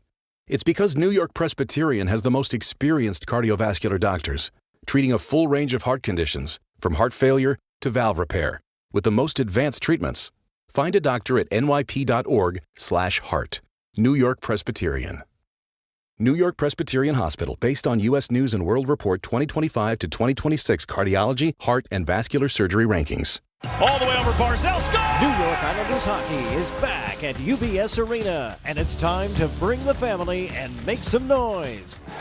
With more afternoon games this season, the Islanders have special kids-themed games and activities for young fans. Play games pregame at the park and head inside for fun on the concourse and on the ice. Tickets for the 2025-26 season are on sale now. Get your tickets at NewYorkIslanders.com. Some people just know you can save money on car insurance by checking Allstate first. Like you know to check Kirk Herbstreit's pregame analysis first, before talking to your brother-in-law. In this game, the key thing to watch will be the offensive line versus their front seven. If they can get pressure without blitzing, this could be a long night. Okay, Kirk. I know stuff. Ooh, checking first is smart. So check Allstate first and see what you could save. You're in good hands with Allstate. Potential savings vary, including based on how you buy, subject to terms, conditions, and availability. Allstate North American Insurance Company and affiliates, Northbrook, Illinois. Rich Eisen here. LinkedIn Jobs is stepping things up with their new AI assistant so you can feel confident you're finding top talent. Get this. Employees hired through LinkedIn are 30% more likely to stick around for at least a year compared to those hired through the leading competitor. Hire right the first time. Post your job for free at linkedin.com/Eisen, then promote it to use LinkedIn Jobs' new AI assistant, making it easier and faster to find top candidates. That's linkedin.com/Eisen to post your job for free. Terms and conditions apply. And promote it to use LinkedIn Jobs' new AI assistant, making it easier and faster to find top candidates. That's linkedin.com/Eisen to post your job for free. Terms and conditions apply. And now it's time for traffic. Here's Brandy Scott. Thanks, guys. We're going to start off in Jersey. You might want to avoid 17 southbound right before Moonachie Avenue and Woodridge. Emergency repairs to a broken water main. 2 lanes out by the White Castle. You're crawling there from 46 in Hasbrook Heights. Northbound side left lane also out for repairs. Inbound George picking up the roadwork on the upper deck. It'll run you about 10 to 15 minutes. Best of it's the outbound side, Henry Hudson and West Side Highway. Deegan northbound. Looks like we've got something brewing over by Fordham Road. Delays there. Go back to the Triborough and the Bruckner. Outbound Lincoln will run you about 10 to 15. Outbound Holland 25 to 30. Hitting the brakes on the Grand Central westbound in Queens. An accident involving a couple of cars. Right lane out by Union Turnpike.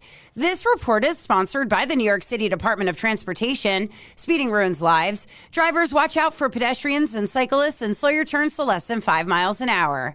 I'm Brandy Scott on 880 ESPN New York.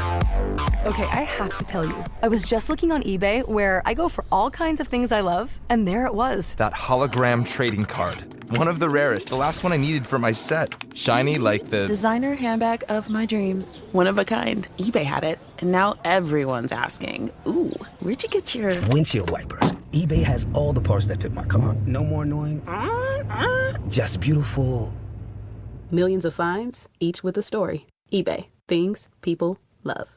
My name is Whitney Allen. I am a widow. My husband Ryan died. We never thought in a million years we'd have to use life insurance. The unexpected happened. With Ethos, it is so fast and easy. It's 100% online. You can get a quote in seconds, apply in minutes, and get same-day coverage. No medical exams, and you can get up to $3 million worth of coverage through Ethos. Get your free quote at ethos.com/game. That's ETHOS.com/game. Time spent on application may vary. Online health questions required. Sometimes you just can't take it anymore. You're done. I'm done. This is Let's Talk About It Tuesday. And it's a really this idiot with Don, Hahn, and Rosenberg. Oh, yeah, baby. Welcome to Talk About It Tuesday. Sponsored by Ambassador Johnson. That can't be right. No. Sponsored by I have all papers. Sponsored by nobody. But welcome, folks. Let's get into it. Straw. It's sponsored by the straw. It's sponsored by the straw. Yeah. You're lonely. She's waiting. Call now. That voice is great. Take it off. Take it all off. Oh, is this the new Richard phone from yesterday? Yesterday, Don, after you left, I picked up a Richard call during ENN. Okay. I think he made it worth it. Hopefully it plays as bad as I remember. At the time, it sounded like maybe his worst phone fumble of all time. Hi, Peter. Don. Oh, wow. Alan. How many different sounds are there? Did he? Hi, Peter. Don. Alan. Like, is he lose the phone? Are you just slamming the phone up and down? What is it? What could it be? Did he have things in his hand that he couldn't pick the phone up? I don't know. It's like he's ruffling papers. He's slamming the phone. Oh, man, that was something. And those hands were in somebody's mouth 2 seconds ago. And then he started off the call yesterday, Don, with us having no idea what he's talking about. No. He goes, Peter, I heard that you're going to Saudi Arabia. Yeah. That is incredibly ironic. Ironic. Okay. Me and Alan are staring at each other. Nothing is ironic about that. What could be ironic? Nothing could. Because yesterday, at this Sunday, Richard, after church, went to a local bar on the Upper West Side, and he decided to randomly watch the soccer game. Well, remember, he said there was a lot of great football, but the best football was played there. In Saudi Arabia. Yeah. And then that's when you knew this was going right off the cliff. It was, yeah. I enjoyed it. I stand firm. I really do. You know, I try not to I try not to be too domineering with like my radio hunches on what I think works, but I maintain that the Richard calls, when I look at our chat, there's not a person in that chat who's not commenting when Richard's talking. It's either I hate this, I love this. Right. He creates reaction. Yeah. And that's all you're looking for. I saw it because the second I left, and I had to get the team bus to the arena. That's why I had to leave a little bit earlier. So I'm checking Twitter, and everybody's reacting to the call. So I knew I missed something immediately. And I meant to ask you what Just went Richard. down. But Just also Richard being something else Richard. that gets lost. He went to a bar. Can you imagine Richard intoxicated? And he was hanging out with some men and some women. That's right. He did told us that. Because he's on the prowl. He's said- admitted He made that clear. He said there were guys and there were some women, and they were watching the football together, and he loves it. I'll say this about Richard. Said it to Alan yesterday. I don't know if I've ever met anyone who purely loves sports more than him. He loves everything about it. All types Every of sport, whatever. Doesn't it is. matter. All right, which of you is teeing off? It's Alan, compelling. you want to set this off? I'll begin with something because I kind of just experienced it on the show a little bit. But I saw this, and I'm a Jonas fan, right? The Jonas Brothers, Nick Jonas. Like, I'm a fan of them. That's right on point. The music is the music, but I mean just personality-wise and all that stuff. You like the Jonases? I like, good people. Oh, so this is daughters of an age that it made sense at some point. Like you learn about things. It's like Harry Styles, by the way, going to be back at the Garden. Another 15 shows? A residency at the Garden. Wow. Isn't that great? I don't You care. don't care, but no. But we got into the I Harry like Harry Styles Styles, though. Yeah, very talented. So anyway, this caught my attention because there was a big thing about him walking out of the Golden Globes. Now, his wife was presenting. His wife was there. And he walks out, and everybody's like, what happened? Because we all need to have. His wife was on his wife wasn't on White Lotus. That was the other presenter. His wife is a big actress, right? I think his wife's a big actress. An Indian actress, I believe. Yes. All right, so continue on. So he then explained why it looked like he walked out of the Golden Globes. And he said that he just he said social anxiety got the best of him. And he said it hit me like a gut punch and just had to get out of there. And, I mean, look, talk about it Tuesday. We always talk about different topics, but it really is about talking things out, right? Mm-hmm. And I don't know if you guys have ever experienced this because you say to yourself, anybody that is seeing someone like him who is in front of cameras, who's played in front of thousands of people in an arena, right? You're used to being around people having attention on you, and the belief is you must love it being in that. In a room with tons of other people. It's just all these celebrities and what a great thing that is. And you don't realize that there are times, and I have experienced it, where you suddenly just feel this social anxiety. You feel this thing about, I got to get out of here. I just have to get away. And but it's not appropriate for me to walk out right now. Like, I can't do that. But then you realize, but it's better for me that I do than to just deal with whatever's going on in my brain right now, whatever's happening. And that's like a real thing. Totally. And I have been there. I have been in moments where I've been at the Garden where I've stood there and it's like the place I've always dreamed to stand, on the court, microphone in my hand, ready to do a hit. Do the hit. It's over. And then you're looking around, you're seeing those eyeballs. The hit, you work, so you're in a zone, you work, but then you're done. And then you walk and you've got to go through a crowd of people to get back to another area. And everybody's great and they all, everybody wants to talk, yell. And it just, something happens where you just got to get out of here. Yeah. And it's nothing about the people. It's just how you feel in that moment. So I saw that and I just thought, again, we as men never like to talk about things like this because it sounds soft. But when Marvin called to say the thing about the Hall of Fame, you wanted to I wanted to get out of the studio in the worst way. Like, you guys don't understand. And it's not anything anyone did. But the minute he said it, and I realized it was Marvin who also went to post, and he has called many times on the show, And the minute he started talking, I knew where he was going. I did not want that. I figured the school will announce it. That stuff will get announced and whatever.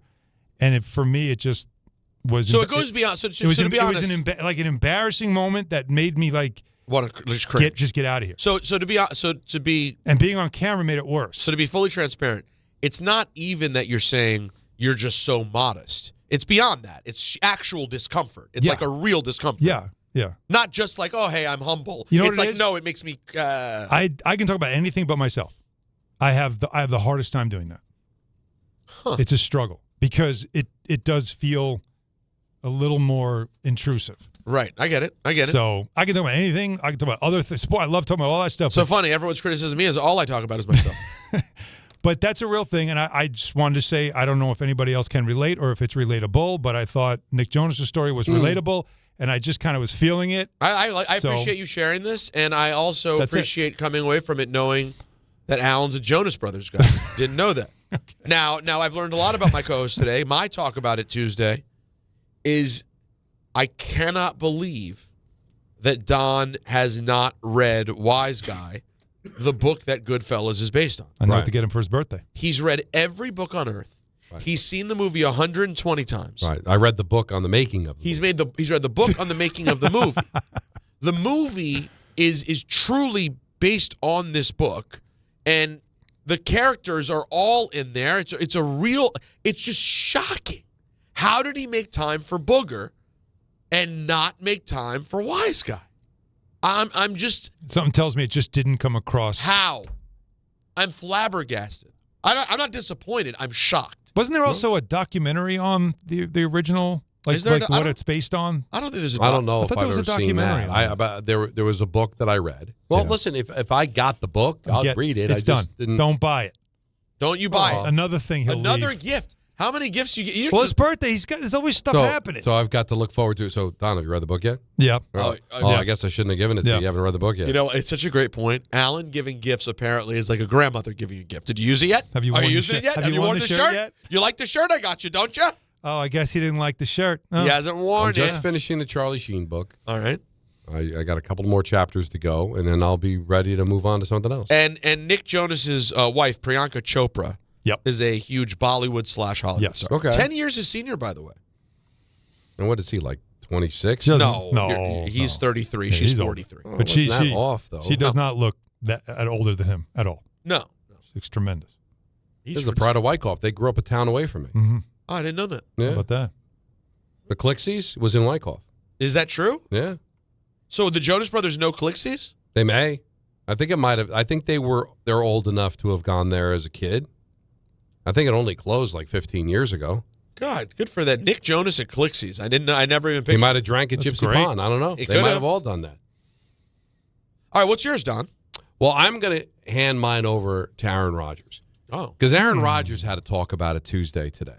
And I heard it earlier, and I'm like, I want to bring this up on the show because I know we kind of roll our eyes every time Aaron speaks because he kind of speaks in code. He talks down to people.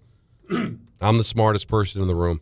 But I think this makes a lot of sense. And it was basically about how Tomlin and LaFleur being talked about losing their jobs. This was after the game last night when we didn't know Tomlin was going to resign. Earlier in the day, there was talk about LaFleur basically having to save his job after their loss to the Chicago Bears. Here's Rodgers on all that. This league has changed a lot in my 21 years. You know, when you hear a conversation about the Mike Tomlins of the world, Matt LaFleur's of the world, those are just two that kind of I've played for. And when I first got in the league, there wouldn't be conversation about whether those guys were on the hot seat, you know, but the way that the league is covered now and the way that there's snap decisions and the validity given to the Twitter experts and all the, you know, experts on TV now who make it seem like they know what the hell they're talking about. To me, that's an absolute joke. And for either of those two guys to be on the hot seat is really apropos of where we're at as a society and a league, because obviously Matt's done a lot of great things in Green Bay and we had a lot of success. Mike T has had more success than damn near anybody in the league for the last 19, 20 years. And more than that, though, when you have the right guy and the culture is right, you don't think about making a change. But there's a lot of pressure that comes from the outside, and obviously that sways decisions from time to time, but not how I would do things and not how the league used to be. Now, I don't love him going after the media And even going after, the people on Twitter, they're not all morons. They're all not people that have opinions that are completely valueless. But what I took from it, and I think it's true, is that when we were growing up, in all walks of life, whether it was sports, politics, just news in general, we got our information from like a handful of places. And these were people that we trusted because they had jobs for a long time and they built up credibility. But now, because of social media, because there are 4 or 5 people on each panel of each show on ESPN, on Fox, we've got 3 talking heads on this show. Bart and Carlin, 2 guys. Our morning show's got 2 guys with RJ and Ray jumping in and giving their opinions, right? We are bombarded by literally hundreds of people a day that give their opinions, give their thoughts on what's happening. Mm-hmm. Then you go to social media, now you're talking about millions of people. Everyone. Yep. We can't, and I think we have, just out of habit, maybe laziness, is lumping it all to the same value. People on Twitter are saying that Tucker $50 million contract is crazy. Mm-hmm. Well, who are those people? What is their credibility? Right? I think we have to do a better job of just not lumping everybody in. Like that's what Rodgers did. It was like, all these people, not everybody talked about Tomlin needing to be fired, LaFleur needing to be fired. We have to be more careful, whether it's just us personally or professionally, to sift through a lot of the noise and not just give everything equal value, right? How many people on Twitter share the same opinion to the point where you're like, this is actually a thing? Is it 50 people? Is it 1 million people? Is it no one? Because we always throw that on. Everybody's saying it. Peter, everybody's saying it. Well, who is it? Who are these everybody? It's a great point. Mm-hmm. The Cheeto dust guys that Kay talked about in the basement, or somebody that's worked in the business for 30 years and is connected. I'm sorry. Ian O'Connor's thought on who the next Giant head coach is going to have way more value than a lot of people that get paid more than Ian that are on television. And there might be a guy on Twitter who does the work, and his opinion should be valued, but I don't know.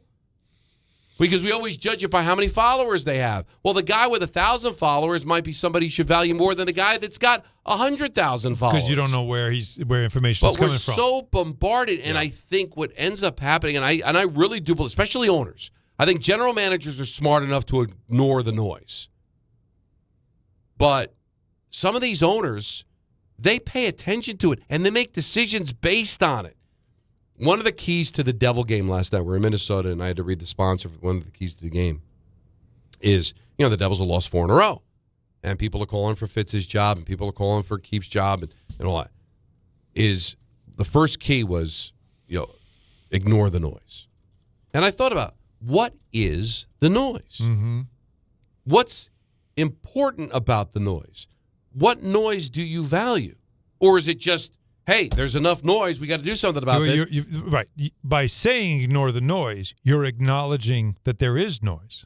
And that's part of the problem. But shouldn't we ignore all the noise? Like, if I'm a general manager, if I'm an owner, if I'm a head coach, if I'm a manager, no, I'm going to make the decision. I'm going to do what's right by my organization. And I feel like we get so bombarded, it really sometimes, like a wave, takes us in the direction that we don't necessarily want to go to, but we're almost forced to because we pay too much attention to it. And I really think a lot of these owners, because they're not professionals at what they do, they just have to be sitting on a lot of money, react to that. But does this noise really have any value? Well, a couple of things. Like you saying that we're bombarded by it, again, just like we were saying about noise, these are things that we choose to allow in, right? Like you have control over all that stuff as a person. And that's part of the problem. The latest thing that really has turned a lot of things in sports is the fact that there are so many now podcasts, blogs, and things that don't come from traditional media. And some of it, you don't know who they are, but it creates like fans feel this way.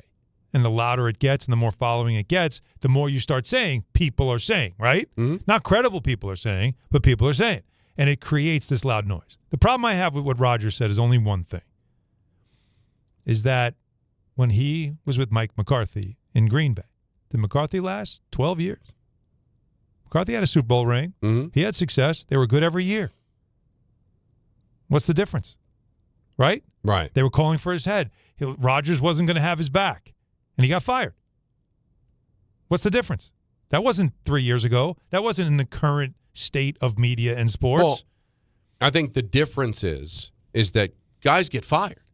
They get fired by the owner, they get fired by their general manager, or they get fired by their quarterback. That's a reality. Yep. Or their point guard, or their center, Yep. or their goaltender.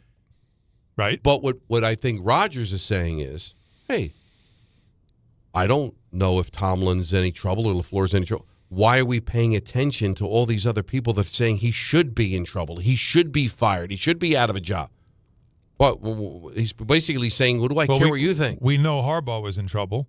We know after the fact that it was right to speculate that Harbaugh could be out. No matter how we all couldn't believe they would do that, we find out, yes, why? The quarterback clearly was done.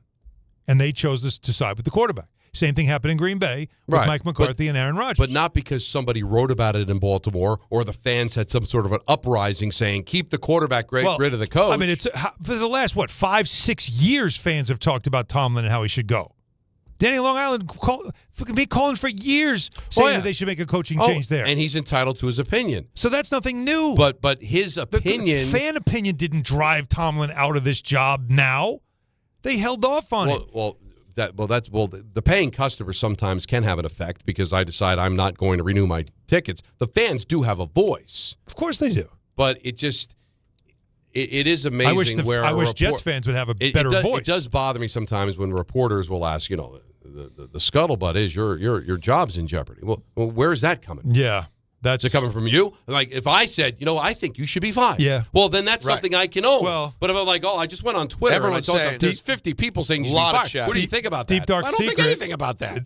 That, of course, that's exactly what you do as a reporter. There's a rumor, or there's people are saying, instead of you saying, my opinion is, I don't think you're doing a good enough job, you should be fired. That's a harder thing to say to a coach, but it's really the right thing. That's what you should say. But it is a weird thing where Adam Schefter's reporting, or I was talking to my mother-in-law who's a big Steeler fan and thinks Tomlin should be out. Those things don't have equal value. Right. But for some reason, I feel like they do.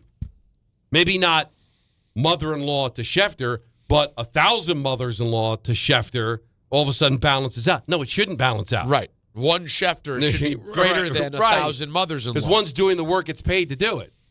But unfortunately, to Alan's point, is some of those mother-in-laws, they have a blog.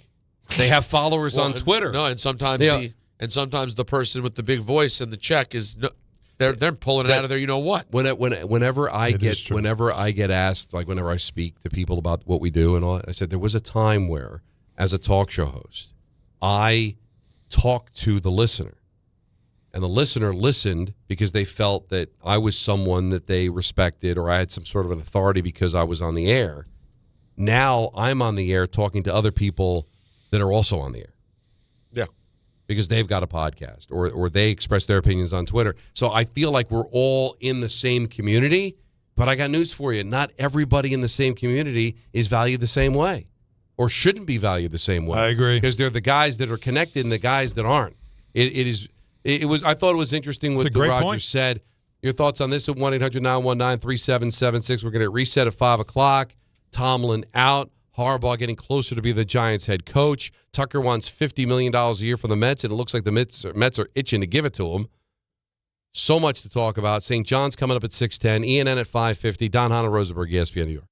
The St. John's Red Storm go for their third win in a row when they host Marquette at MSG. Coverage begins tonight at 6:10 on 880 ESPN and the ESPN New York app. Texting enrolls you into recurring automated text messages. Consent not required to purchase. Message and data rates may apply.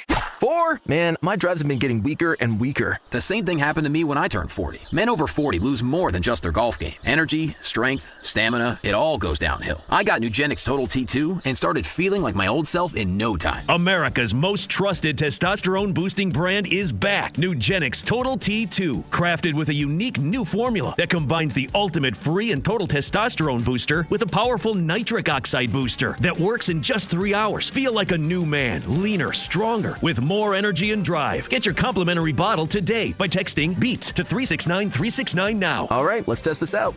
Wow, that's on the green, man. Looks like I got my drive back. Text BEAT to 369-369 for your complimentary bottle of Nugenix Total T2. Text now and we'll even throw in a bottle of Nugenix Thermo X, our most powerful fat incinerator ever. These statements have not been evaluated by the FDA. Product not intended to diagnose, treat, cure, or prevent any disease. Presented by Robinhood. He crosses, spins, pulls up. With Robinhood Prediction Markets, buy or sell your predictions all game long. No house odds, just you versus the market. Put your sports IQ to work. Trade every shot, block, steal, run, and moment that shifts the game. With Robinhood Prediction Markets, trade every play. Visit Robinhood.com/predict to start trading. Futures and cleared swaps trading involves significant risk and is not appropriate for everyone. Event contracts are offered by Robinhood Derivatives LLC, a registered futures commission merchant and swap firm. Not all F words are bad. Some are actually great, like fast, free fiber for 4 months. Yep, switch to Optimum Fiber for as low as $25 a month. Plus, for a limited time, you can get 4 months free, HBO Max included for 1 year, and a 5-year price lock. Don't wait, this free fiber deal won't last long, and the fastest, most reliable, most consistent internet speeds await you. Call 888-4-OPTIMUM or visit Optimum.com/free today. Terms apply. See Optimum.com for details. We expect our information in real time. US Med carries continuous glucose monitors, which provide real-time readings of blood glucose levels. US Med is an approved provider for Medicare and over 500 private insurers. So call 888-665-0696 today for a free insurance and Medicare benefits check as easy as... That's 888-665-0696. My name is Whitney Allen. I am a widow. My husband, Ryan, died. We never thought in a million years we'd have to use life insurance. The unexpected happened. With Ethos, it is so fast and easy. It's 100% online. You can get a quote in seconds, apply in minutes, and get same-day coverage, no medical exams, and you can get up to $3 million worth of coverage through Ethos. Get your free quote at ethos.com/game. That's ETHOS.com/game. Time spent on application may vary. Online health questions required. The College Football Playoff National Championship. Let's go! The magical run by the 10th-ranked Miami Hurricanes continues. There's no bad play, no bad call, no injury that we can't overcome. When they faced a top-ranked and undefeated Indiana Hoosiers. All I can say is go IU and Number 10 Miami versus number 1 Indiana. Coverage begins Monday night at 6:30 on 1050 ESPN and the ESPN New York app.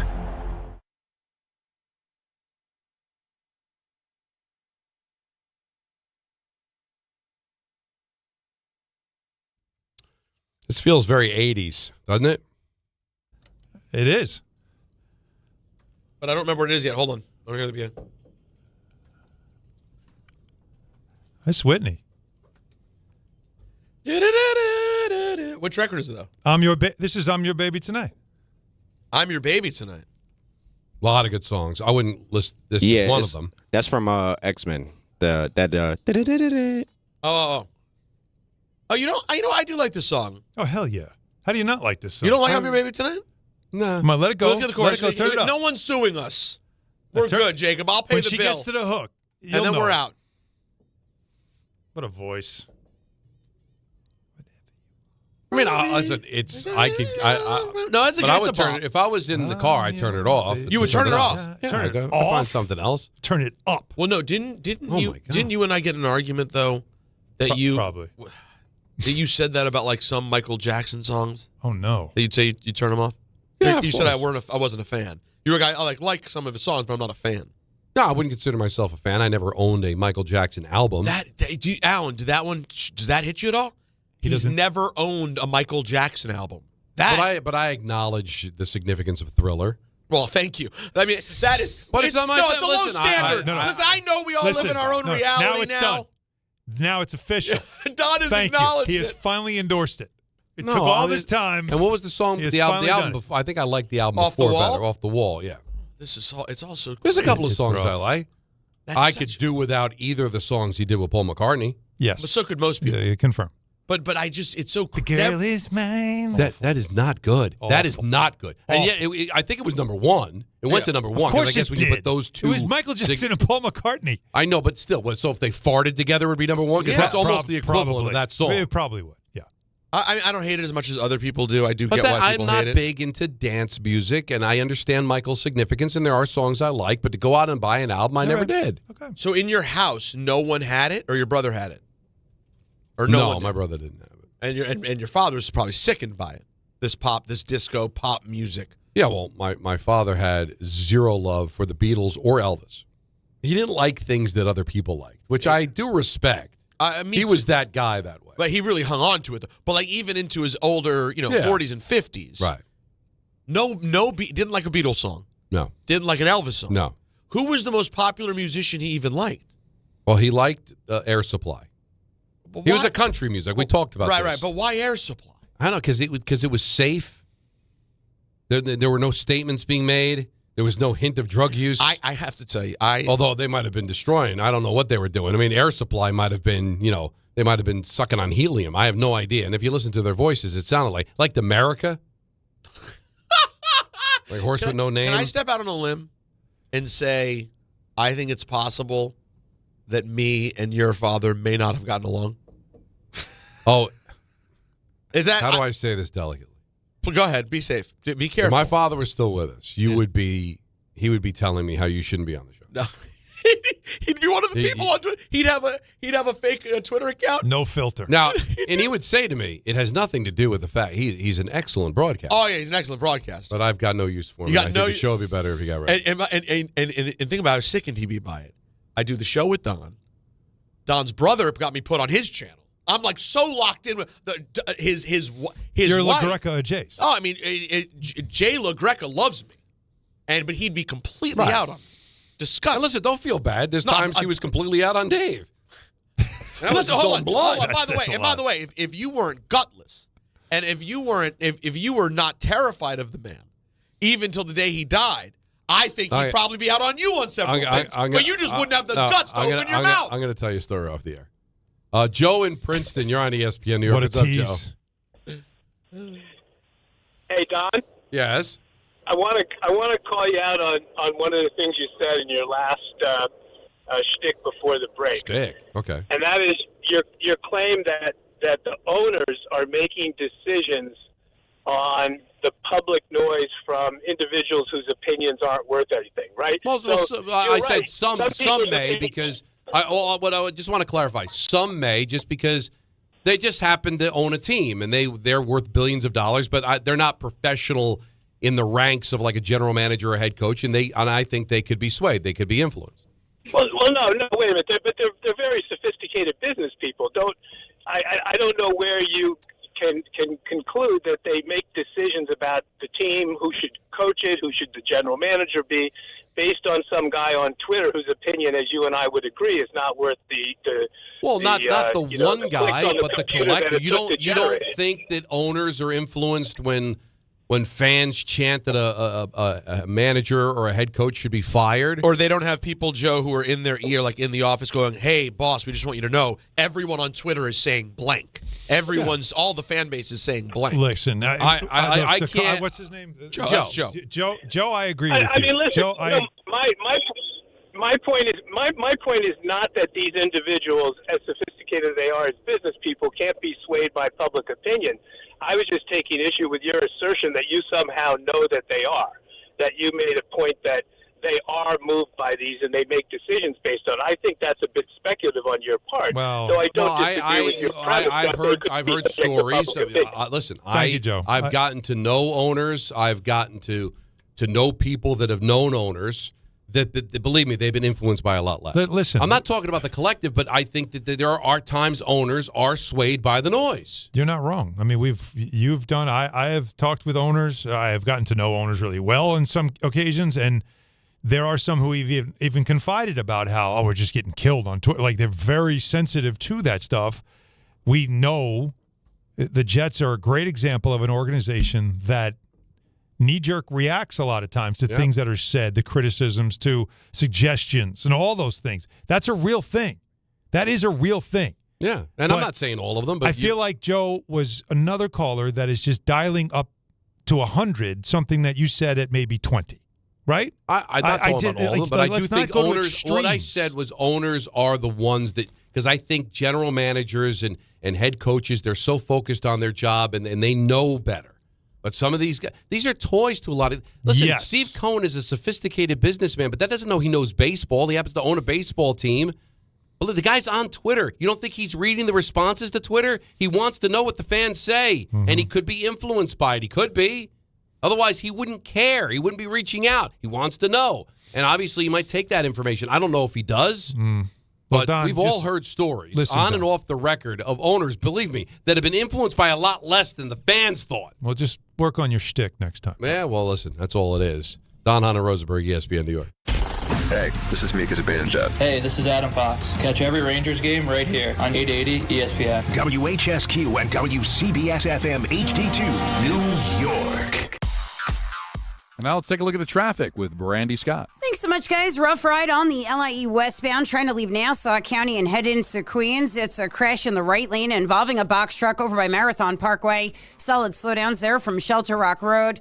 Slow crawl on the BQE westbound in Brooklyn. A broken down tractor trailer in the center lane by the Williamsburg Bridge. Delays there starting to back up to Queens Boulevard. Best of it's the outbound George Great Ride on the southbound Deegan and Henry Hudson. West Side Highway northbound. Some solid slowdowns from the 79th Street Boat Basin. Inbound George might run you about 5 minutes for the upper deck. Stick with the outbound Lincoln if you can, about 10 to 15. Outbound Hone will run you 30 to 40. This report is sponsored by Mothers Against Drunk Driving. For victims of drunk and drug driving, your grief is unique, but you're not alone. You always have a place at MAD. Visit mad.org. I'm Brandy Scott on 880 ESPN New York.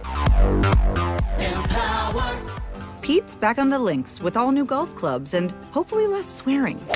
Dang, sliced it. He worked with Empower to help him get good at money, so he can be a little bad. Heads up! Oof. Talent sold separately. Guy said these were slice proof. At least he has money for lessons.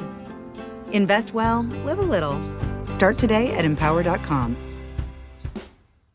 Rich Eisen here. Hiring for your small business can feel like a full-time job, but LinkedIn Jobs AI Assistant takes the heavy lifting out of it. It filters applicants based on the criteria you set and suggests 25 great fit candidates daily so you can invite them to apply and keep things moving. Hire right the first time. Post your job for free at linkedin.com/Eisen, then promote it to use LinkedIn Jobs' new AI Assistant, making it easier and faster to find top candidates. That's linkedin.com/Eisen to post your job for free. Terms and conditions apply. Then promote it to use LinkedIn Jobs' new AI Assistant, making it easier and faster to find top candidates. That's linkedin.com/Eisen to post your job for free. Terms and conditions apply. Focus Features presents the film Hamnet from director Chloe Zhao and producers Steven Spielberg and Sam Mendes. Discover the untold story behind Shakespeare's greatest masterpiece. Winner of more audience awards than any film this year, Hamnet is a monumental cinematic experience. And now it's the Critics' Choice Award winner for Best Actress, Jessie Buckley. Hamnet is the best picture of the year. Hamnet, rated PG-13, may be inappropriate for children under 13. Now playing only in theaters. Empower. After wanting one for years, Kevin is finally enjoying his new hot tub. This is the life. He worked with Empower to help him get good at money, so now he can be a little bad. Oh, no, not my phone. Oh, Kevin. Kevin's phone may be in hot water, but his finances aren't. Invest well, live a little. Start today at empower.com.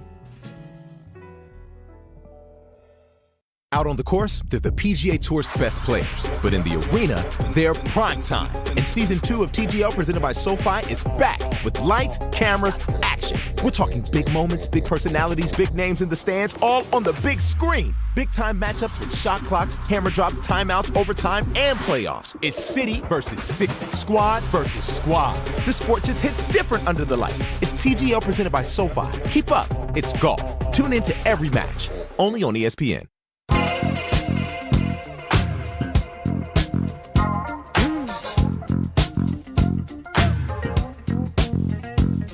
Game Time is brought to you by Tullamore Irish Whiskey, because when it's game time, it's Tully time. Coverage of St. John's Marquette follows us on 880 at 610, and the Islanders are in Winnipeg to take on a Jets team that's starting to get hot. They've won a couple in a row. Winnipeg is a very interesting place, by the way. How was that? You were there for a minute. It was cold. You weren't really that long. It was cold, and everything is, you can go. We were able to walk to the arena without having to go outside. It's very cool, but it's got some personality. But I will tell you this. I don't think I'm telling tales out of school. They had a couple of days off in Minnesota, so they didn't have a couple of days off in Winnipeg, the Islanders, earlier this week. Because, listen, you'd rather be in Minnesota than Winnipeg. So that'll be at 8 o'clock. Tullamore Dew, the original triple distilled, triple blended, and triple cast matured Irish whiskey. Be sure to grab a Tullamore Dew or try the new Tullamore Dew Honey during today's action. Glasses up to enjoying Tullamore Dew responsibly. So in case you're just getting out of work, Tomlin out, not fired. He just stepped down. All indications are that he's at least done for coaching for now. It looks like television's going to be a destination for him. So the Pittsburgh job is opened up. Still a lot of noise around the Giants getting John Harbaugh. Ian O'Connor was on TMKS earlier today, used the golf analogy that right now the Giants are 6 under. But Tennessee and Atlanta, they're 5 under. They're a stroke behind. They're behind, but they're close. He didn't think that Joe Shane will be a stumbling block. I can't imagine money being a stumbling block. No. So unless Joe feels a little uncomfortable about the John Mara health situation, which could be a thing, right? Like, hey, what's going to happen if John, God forbid, passes? Like, I'm signing a contract. I believe the word was it was going to be like 5 years, $100 million, right? $20 million a year. Mm-hmm. So I'm going to sign a 5-year contract. I want to know who my boss is going to be for those 5 years. Who had lunch with him on Sunday, according to Ian Chris. And then it seems like Chris is going to be the guy. Yeah. It's clearly setting up that way that he will, and Ian told an interesting story about how when Ernie was stepping down, right, or Corsi. Yes. That Chris had done a lot of work to get himself prepared to be a general manager, and that John passed on him and gave the job to Jerry Reese. Jerry Reese. But the story and that goes, crushed Chris. But John wanted to give it to him. Tish said, Tish no, not comfortable because it just felt like nepotism, right?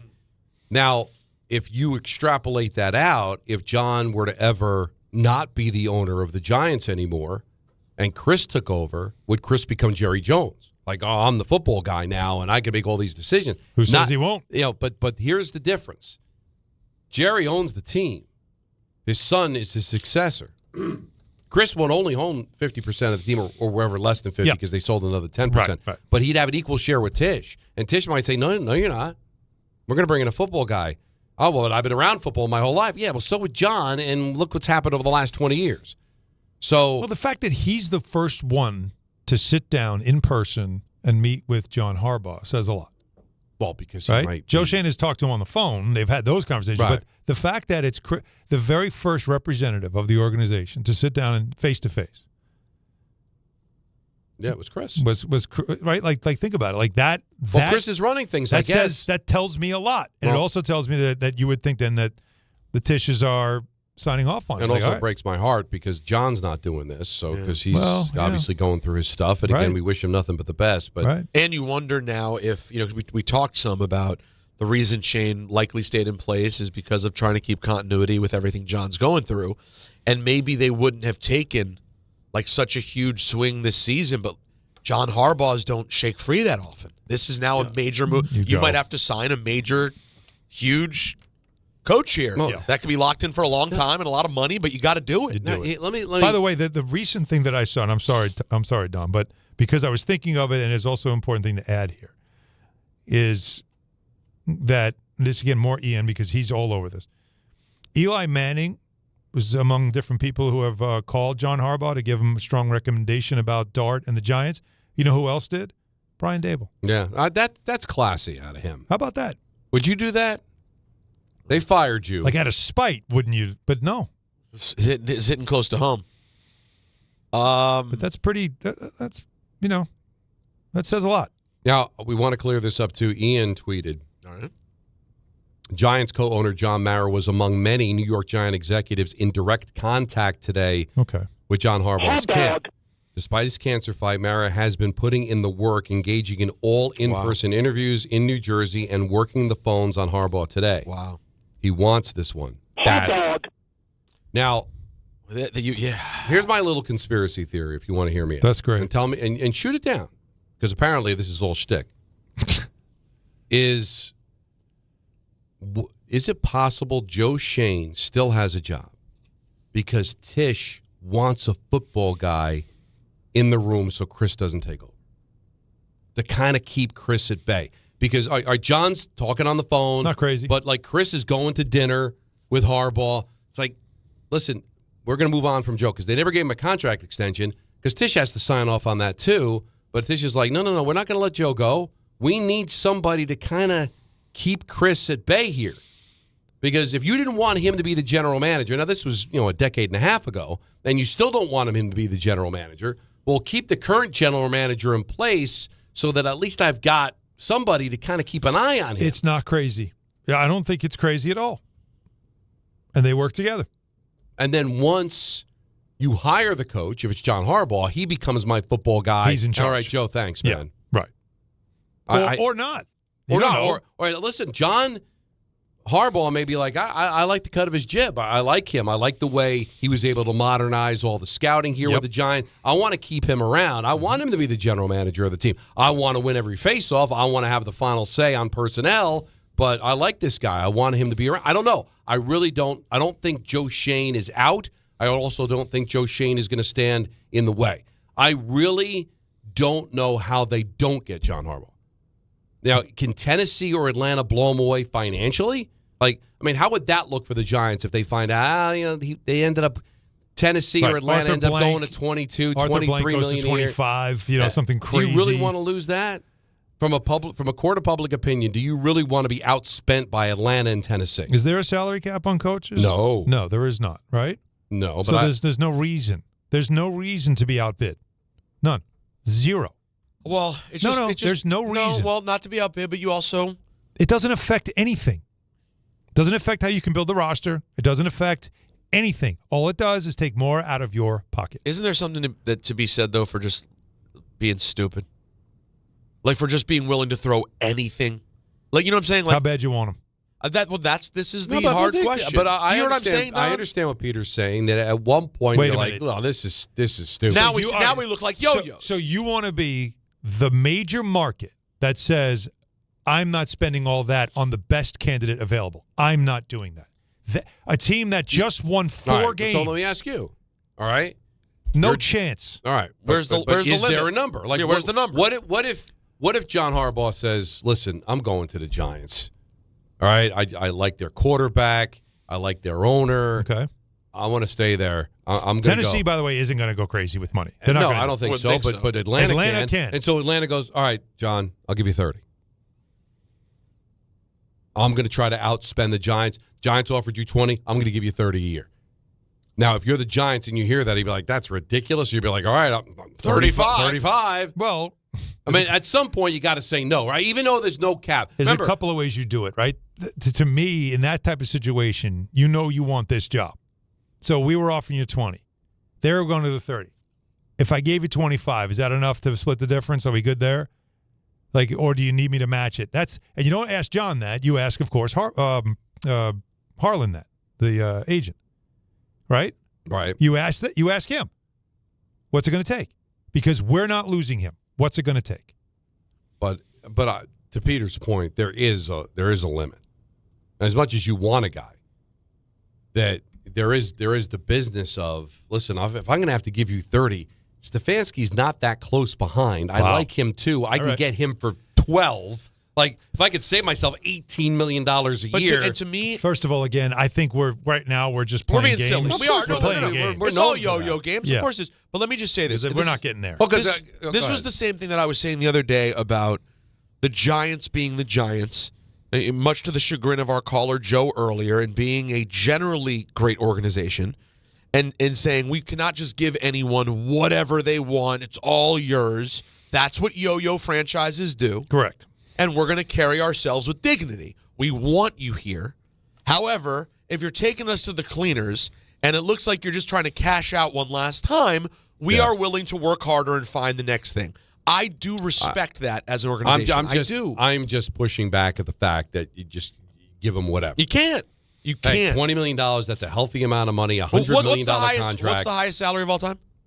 For a coach? Yeah, right now. Well, he was at 17 in his extension with the Ravens. He was at 17. He was at 17, yeah. I don't know who's the highest paid coach in the league right now, though. And Would it be Andy Reid? Just in sports, like what's Kerr's contract in Golden State? Oh, you're talking about overall? Oh, Andy Reid's at 20. Okay. Okay. Sean Payton's at 18. There you go. Harbaugh and Tomlin 17. 16 apiece. Yeah. Well, Jim is at 16. I think John's extension was 17. It says Jim and Mike Tomlin. Yeah. So 17. Kerr's 17 and a half. So Andy Reid, $20 million. So if all of a sudden I had to give you 30, no, go walk. That's ridiculous. $10 million more than Andy Reid, who gets you the Super Bowl every year. Vince Lombardi trophies, all right? And Kerr, who's one of the most respected coaches in all of sport. No, that's ridiculous. But I'm going there, Peter, because I want to know how they don't get him. And I'm not being a conceited Giant fan. I understand the problems that they have. It's not a perfect job. The situation with John Mara is not perfect. The situation with Joe Shane's not perfect. I'm not trying to disrespect Atlanta or Tennessee. Tennessee's got a really good quarterback, but they haven't won anything in longer than the Giants. And Atlanta doesn't have a quarterback. The Giants have a quarterback, and they have won. The Super Bowl's still in my DVR, so it's not like it was that long ago, right? I want to explain what's the story behind them not getting him. What is it? Yeah, I don't know. It's hard to picture that. It just feels like to me, it's the Giants to screw up. It's not some other team blowing the Giants out of the water. If you are any candidate, you're not just going to talk to one team. You're going to talk to at least two or three. Get a feel for the ones that look the best. But there's a reason why Ian is saying that the Giants are still the favorite, because it's probably the best case scenario, the best situation for him, right? It feels but like you don't just talk to one team. So we can not. get overexcited about, well, what can happen if they lose out to him. No, you got to. The only way they lose out to him is if he sits down with them and they're just bumbling things all over the place, and he's like, "Oh my God, I do not want to work there." Well, he also had to do that because we didn't know 24 hours ago that Tomlin would become available, and who was to say that if he did become available like he did today, and the first thing Tomlin said was, "I'm thinking of retiring. The only team I'd really coach or think about coaching is the Giants." Yeah. And the Giants are like, "Oh." Yeah. I'll take Tomlin. I was like, Harbaugh, boy, I wish I talked to other teams. Yeah. Like, no, you always talk to other teams. And maybe you can get to 21 or 22 if it kind of go back and forth, right? Yeah, of course. Or get a little bit more responsibility. Yeah. No. I'm just saying I am not you don't worried. lose him over money. I just, again, you know how I feel about the Giants, but you also know that I'm notoriously pessimistic when it comes to my teams. But reading the tea leaves here, it feels like it's a no-brainer and it's going to happen. Yes. And I'm just trying to think, all right, if we come on the air the day that he signs on with Atlanta or Tennessee, I need to know what happened. Right? I would really need to know how that, because it really feels like. Right. But Ian's been all over it, and he still only, in his golf analogy, has the Giants up one stroke on Tennessee and Atlanta. But you're still up a stroke. All right? Right. Not even. But you could Greg Norman it, and all of a sudden you're five over. Right? Well, again, but that's that's that's when you say something went wrong in the meeting. Something went wrong somewhere along the way where he just saw something. He's like, I don't like this. I don't think I can win there. That's what it has to be. Seriously, it has to be drastically, horrifically bad for him to just say, yeah, I don't think the Giants are the right place. What else could possibly happen? Yeah, the only thing I can happen. think of is that as he meets with the Giants, he's like, I just don't like this ownership structure right now. Yeah, this doesn't feel right. With John not being 100%, it feels like maybe, well, here's one. If my conspiracy theory is true and that Joe Shane still has a job because Tisch wants to keep an eye on Chris, well, is there something between Chris? Does he feel that? Does he feel like there's Tisch? no continuity? Remember, he's coming from a place with his one owner, and he's a terrific owner, right? There's nothing getting in the way. There's no internal strife. They went from Ozzie, they went to DeCosta. The leadership there with the Baltimore Ravens has been rock solid. Yeah, and you want to know. And you want to go to a place that you don't feel like there's some infighting or there's some disagreements, and now I got to deal with two sides. I've got all of a sudden warring factions here. Well, the caller, was it Jim that was getting on me about the Giants not being an historic franchise, was referring to when Pete Rozelle had to step in. That's because Wellington was fighting with Tim. With his own family. And the franchise was falling apart. Right. If he got a sense that, God, if John ever passes, there's going to be a power struggle between Tisch and Chris Mara. I don't want to be a part of that because I'm signing on for 5 years, and I need to know in those 5 years that I've got a stable ownership structure. That could be something. And that, to me, is the pitch the Giants are making to John Harbaugh. Here is plan B. Here's plan C. All right? Here's the way things are if John recovers. Here things are if John continues to get sick. Here's what happens if, God forbid, John passes away. I hate to talk in those terms, but if I'm going to sign my life for the next 5 years, I'm going to want to know. Now, anything can happen. Tomorrow's not promised to anybody, but when you got an owner going through cancer treatments and he's north of 70, don't you need to know? Well, yeah, and I just and the tone you've been getting from everyone who talks about it is not fantastic. Yeah. It is pretty solemn. But that's good news to hear. He's making the phone calls. I love that. He's involved. I really know that he's in on the in-person interviews was really great to hear. Which doesn't surprise me because it says a lot about him. Right. Yeah. Now, Atlanta, the one thing that could, as you talk about stability and connectivity and all those things that are important, so you have that stability, is the fact that you have Matt Ryan, who has taken over, right? Mm-hmm. And he's a guy that obviously Falcons in his blood and somebody that is respected. But they are looking for a general manager. Right. And so, again, that's the Harbaugh. I can get my guy in here, and then I'm working with my people. The owner is the owner. There's no one else. There's Matt Ryan, and I don't have to worry about him because he's a football guy, and I trust him, and he knows. He's won here. He knows what it's about. And then I can have a GM that I can work with. That's the one thing that you can sell about Atlanta. Now, the quarterback situation is you don't know what it is. That's not the good. Young quarterback is banged up. The old quarterback is reworked his deal because he doesn't want to go anywhere. It's a good team with a lot of talent on it. You can't deny that. So there are things about the Falcons. They finished under 500, yeah. But there are things about the Falcons that you could sell. Tied for first, which is crazy. I know. No, but, you're right because that's the one thing the Giants Tennessee fans Titans, don't want to hear. I don't see the Tennessee Titans. The quarterback's interesting. But the Falcons are a real threat because of all that stuff, because there is true stability there, and there's talent on that roster. Yeah, the Matt but there's Ryan no better piece is job interesting. than the Giant job right now. Not for him. But we'll see. How about Baltimore? Well, that'd be great. Well, that'd be funny. If only the quarterback liked him. Yeah, well, that's the problem. He can't work it out. Quarterback doesn't want him. And we're gonna play the biscotti, the biscotti. Like biscotti. Yeah, I love biscotti. Good cookie. Gonna play his audio during ENN being asked about Tomlin being available. Good stuff. So that's the Baltimore. Yeah, that ownership. should be good. So if you're wondering why we're talking about ENN in the 5 o'clock hour, is because it's going to be at 5:50. Yeah. Because here's the lay of the land. At 6:10, lay it out, please. We're handing it off to St. John's basketball. St. John's and Marquette. Yeah, Johnny's. I think they're going for their third in a row, or they've won 3 in a row. So they've been playing better. At the Garden, right? At the Garden, Yeah. yes. So what we decided is not breaking at the top of the hour, so we're going to do ENN at 5:50 right up until the 6:10 coverage of St. John. The air. We got to remember, we got to do an ID at 6. Remember that, Anthony. I know. Can't forget that. I will not forget. Very, very professional. It's illegal otherwise. That's right. You get yanked right off the air. Hot dog. So that's what we're doing. Your calls up until then at 1-800-919-3776. Don, Hahn, and Rosenberg on ESPN New York. The St. John's Red Storm go for their third win in a row when they host Marquette at MSG. Coverage begins tonight at 6:10 on 880 ESPN and the ESPN New York app. Some people just know you can save money on car insurance by checking Allstate first. Like you know to check the weather first, before wearing face paint to the game. Bro, your Go Cats is dripping into your nachos. Oh, and now paint is in my eyes. Interception! Did you see that? No! Yeah, checking first is smart. So check Allstate first and see what you could save. You're in good hands with Allstate. Potential savings vary, including based on how you buy, subject to terms, conditions, and availability. Allstate North American Insurance Company and affiliates, Northbrook, Illinois. This is the story of the one. As an HVAC technician, he and his digital multimeter are in high demand. So when a noisy office HVAC turns out to be a failing blower motor, he doesn't break a sweat. With Grainger's easy-to-use website and product information, he selects the product he needs to keep everything humming right along. Call 1-800-GRAINGER, click Grainger.com, or just stop by. Grainger, for the ones who get it done. 1-877 Cars for Kids.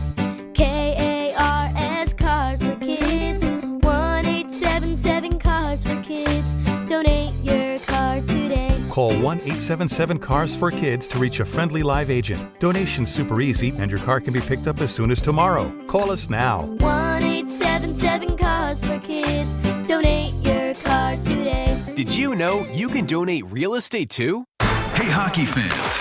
Now with BetMGM, you can win a share of $10,000 in bonus bets when your anytime goal scorer nets 3. Enter BetMGM's Hat Trick Jackpot all season long for your chance to win some major bonus bets. It's easy. Just log in and opt into the promotion. Then make an anytime scorer bet on any hockey game of at least $10. If your player of choice scores 3 goals instead of just 1, you'll win your share of the $10K in bonus bets. There's nothing quite like watching a game with a hat trick, especially when it means you could win a share of $10,000 in bonus bets. Ready to shoot your shot? Download the app today. BetMGM. Make it legendary. BetMGM and GameSense remind you to play responsibly. Gambling problem? Call 1-800-GAMBLER. See BetMGM.com for terms. 21 plus only. New Jersey only. Existing customer offer. Subject to eligibility requirements. Rewards or bonus bets that expire in 7 days. Not all F words are bad. Some are actually great, like fast, free fiber for 4 months. Yep, switch to Optimum Fiber for as low as $25 a month. Plus, for a limited time, you can get 4 months free, HBO Max included for 1 year, and a 5-year price lock. Don't wait, this free fiber deal won't last long, and the fastest, most reliable, most consistent internet speeds await you. Call 888-4-OPTIMUM or visit Optimum.com/free today. Terms apply. See Optimum.com for details. And now let's take a look at the traffic with Brandy Scott. Thanks so much, guys. We're going to start off in Jersey. No relief on 17 southbound, right before Moonachie Avenue in Woodridge. Emergency repairs to a broken water main. 2 lanes out in Hasbrook Heights. You're not moving much there from Essex Street and Maywood on down. Route 4 westbound. Looks like we've got a crash right before 17 in Paramus. Delays there are starting to back up into Teaneck. Inbound George, about 5 to 10 for the upper deck. Heaviest ride to the outbound side. Deegan northbound, just packed, approaching the Cross Bronx from the Triborough and the Bruckner. Outbound Lincoln, your best ride at 15 to 20. Outbound Hahn run you 20 to 30. Starting to do better on the LIE westbound, leaving Nassau County and heading into Queens. Accident picked up by Marathon Parkway. This report is sponsored by the New York City Department of Transportation. Speeding ruins lives. Drivers, watch out for pedestrians and cyclists and slow your turns to less than 5 miles an hour. I'm Brandy Scott on 880 ESPN New York. Do you owe $10,000 or more in credit card debt or personal loans? With credit card debt at all-time highs, Debt Relief Advocates is urgently notifying consumers of debt relief now being made available, designed to aid consumers with out-of-control credit card debt. Those who qualify and enroll for this relief program will only have to pay back a fraction of what they owe. This is not bankruptcy or a debt consolidation loan. This is a relief program that credit card companies would rather you not know about, as it ends your debt nightmare and saves you lots of money. Consumers owing at least $10,000 in credit card debt or personal loans can now take advantage of this debt relief as the cost of living skyrockets. Debt Relief Advocates has established a relief hotline for you to call to learn what debt reduction you may qualify for, so don't wait. For this free information, call the Relief Hotline at 800-606-8737. 800-606-8737. 800-606-8737.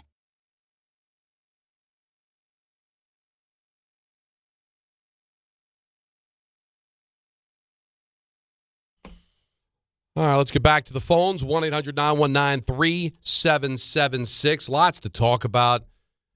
Mets possibly giving Tucker $50 million a year. This is what Alan was talking about. Instead of giving long-term contracts to a guy that's 29 years old, just give him a ton of money. And obviously all the taxes and the penalties that come from having a high payroll don't seem to bother Steve Cohen at all. Mets have a team to build. You're getting close. February 15th. Never mind pitchers and catchers. Like February 15th, everybody reports. So what's today, the 13th? So Thursday will be exactly 1 month away from spring training actually being happening, and then by the end of March they're already playing games. You got to have a team. Got to put things together, man. Get it all coordinated because baseball is coming. I'm not sure it's going to be as hyped as it was last year, but it'll still be cool coming off a dreadful football season. Hockey doesn't look like it's going to give us much unless you're an Islander fan. Yes, sir. Although I got to tell you, just real quick diversion. I know it's a first world problem, but the league did not do the Islanders any favor. A 7-game road trip? A 7-game road trip. Nashville, Winnipeg, Nashville, Minnesota, Winnipeg, yep. And then out to Western Canada. Sure.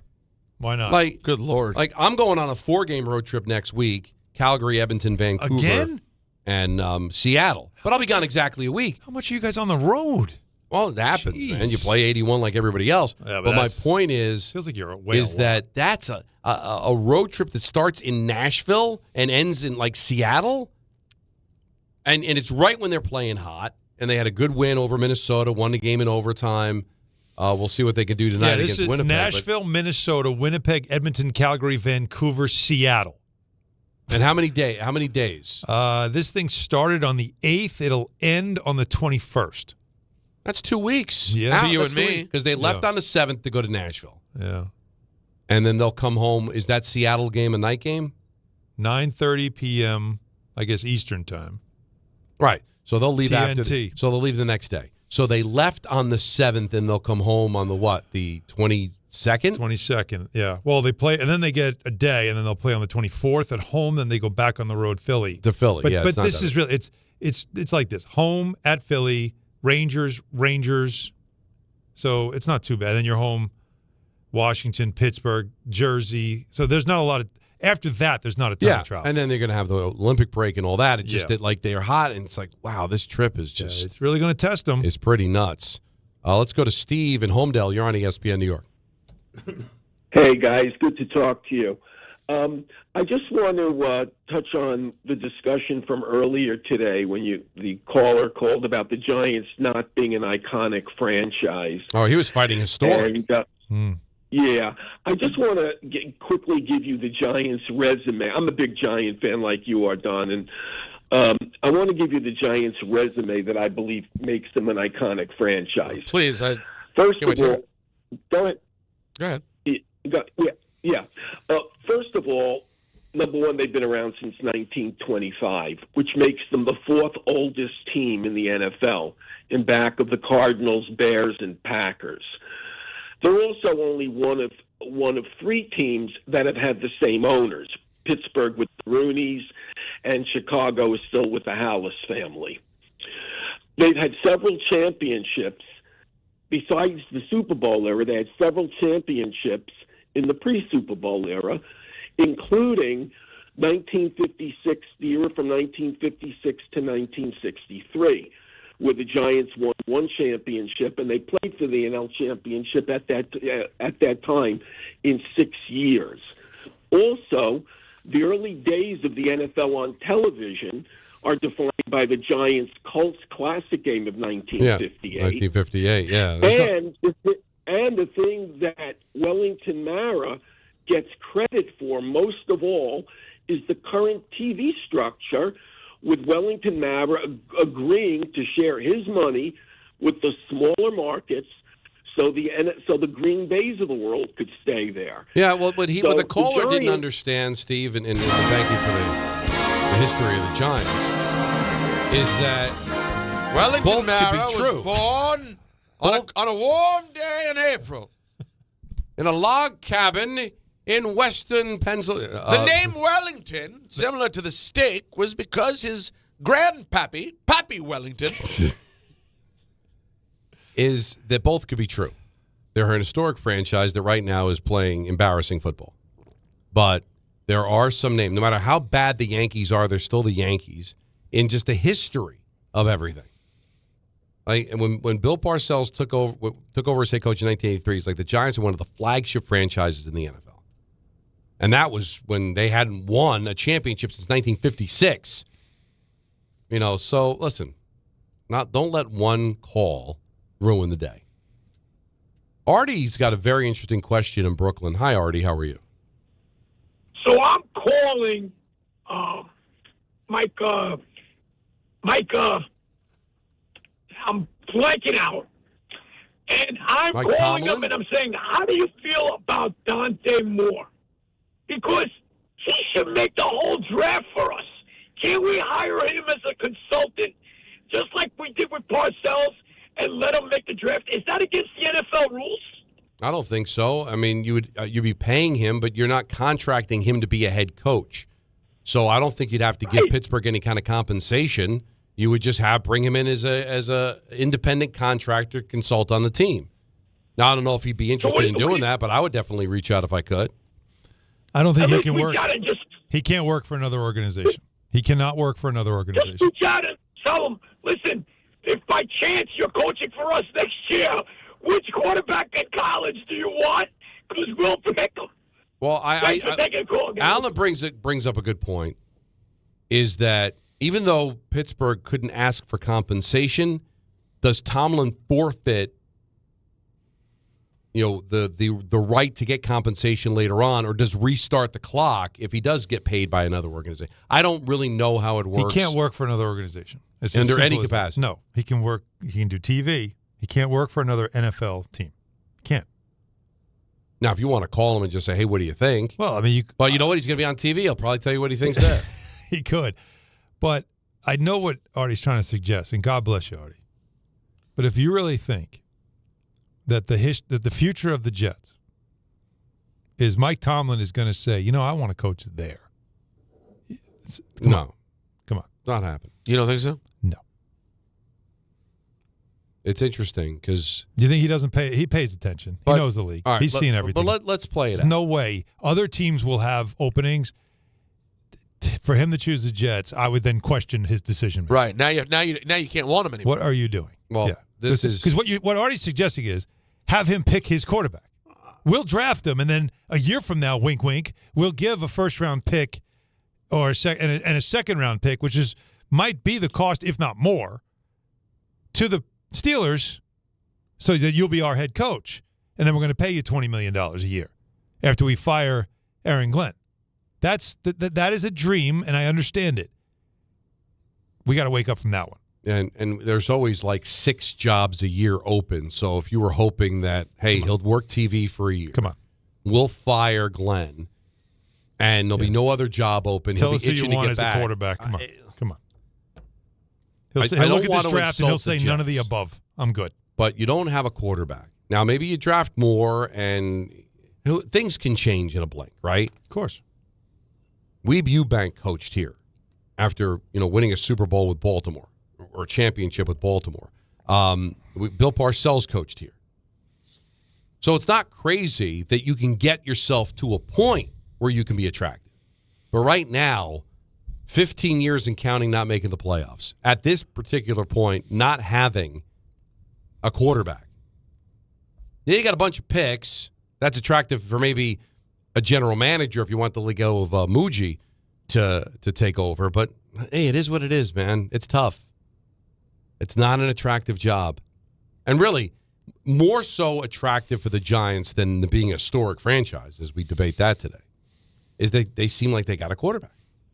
Yeah. Seems like it. Yeah, and that's what I think was probably the greatest thing that happened in 2025 for the Giants was that they didn't get the guy they didn't get the number 1 pick and didn't get the guy they really wanted, but they traded up and got the guy they needed. Well, and again, even though people want to credit Dable with a lot of that, maybe that's also part of why Joe Shane is here to continue to build this. He was able to maneuver to make that happen. Let's go to Chris and Beth Page. You're on ESPN New York. Hey, guys, you know what's crazy? I was on the phone on hold last Tuesday with you guys, and I called up originally to say, don't let Stefanski out of the building.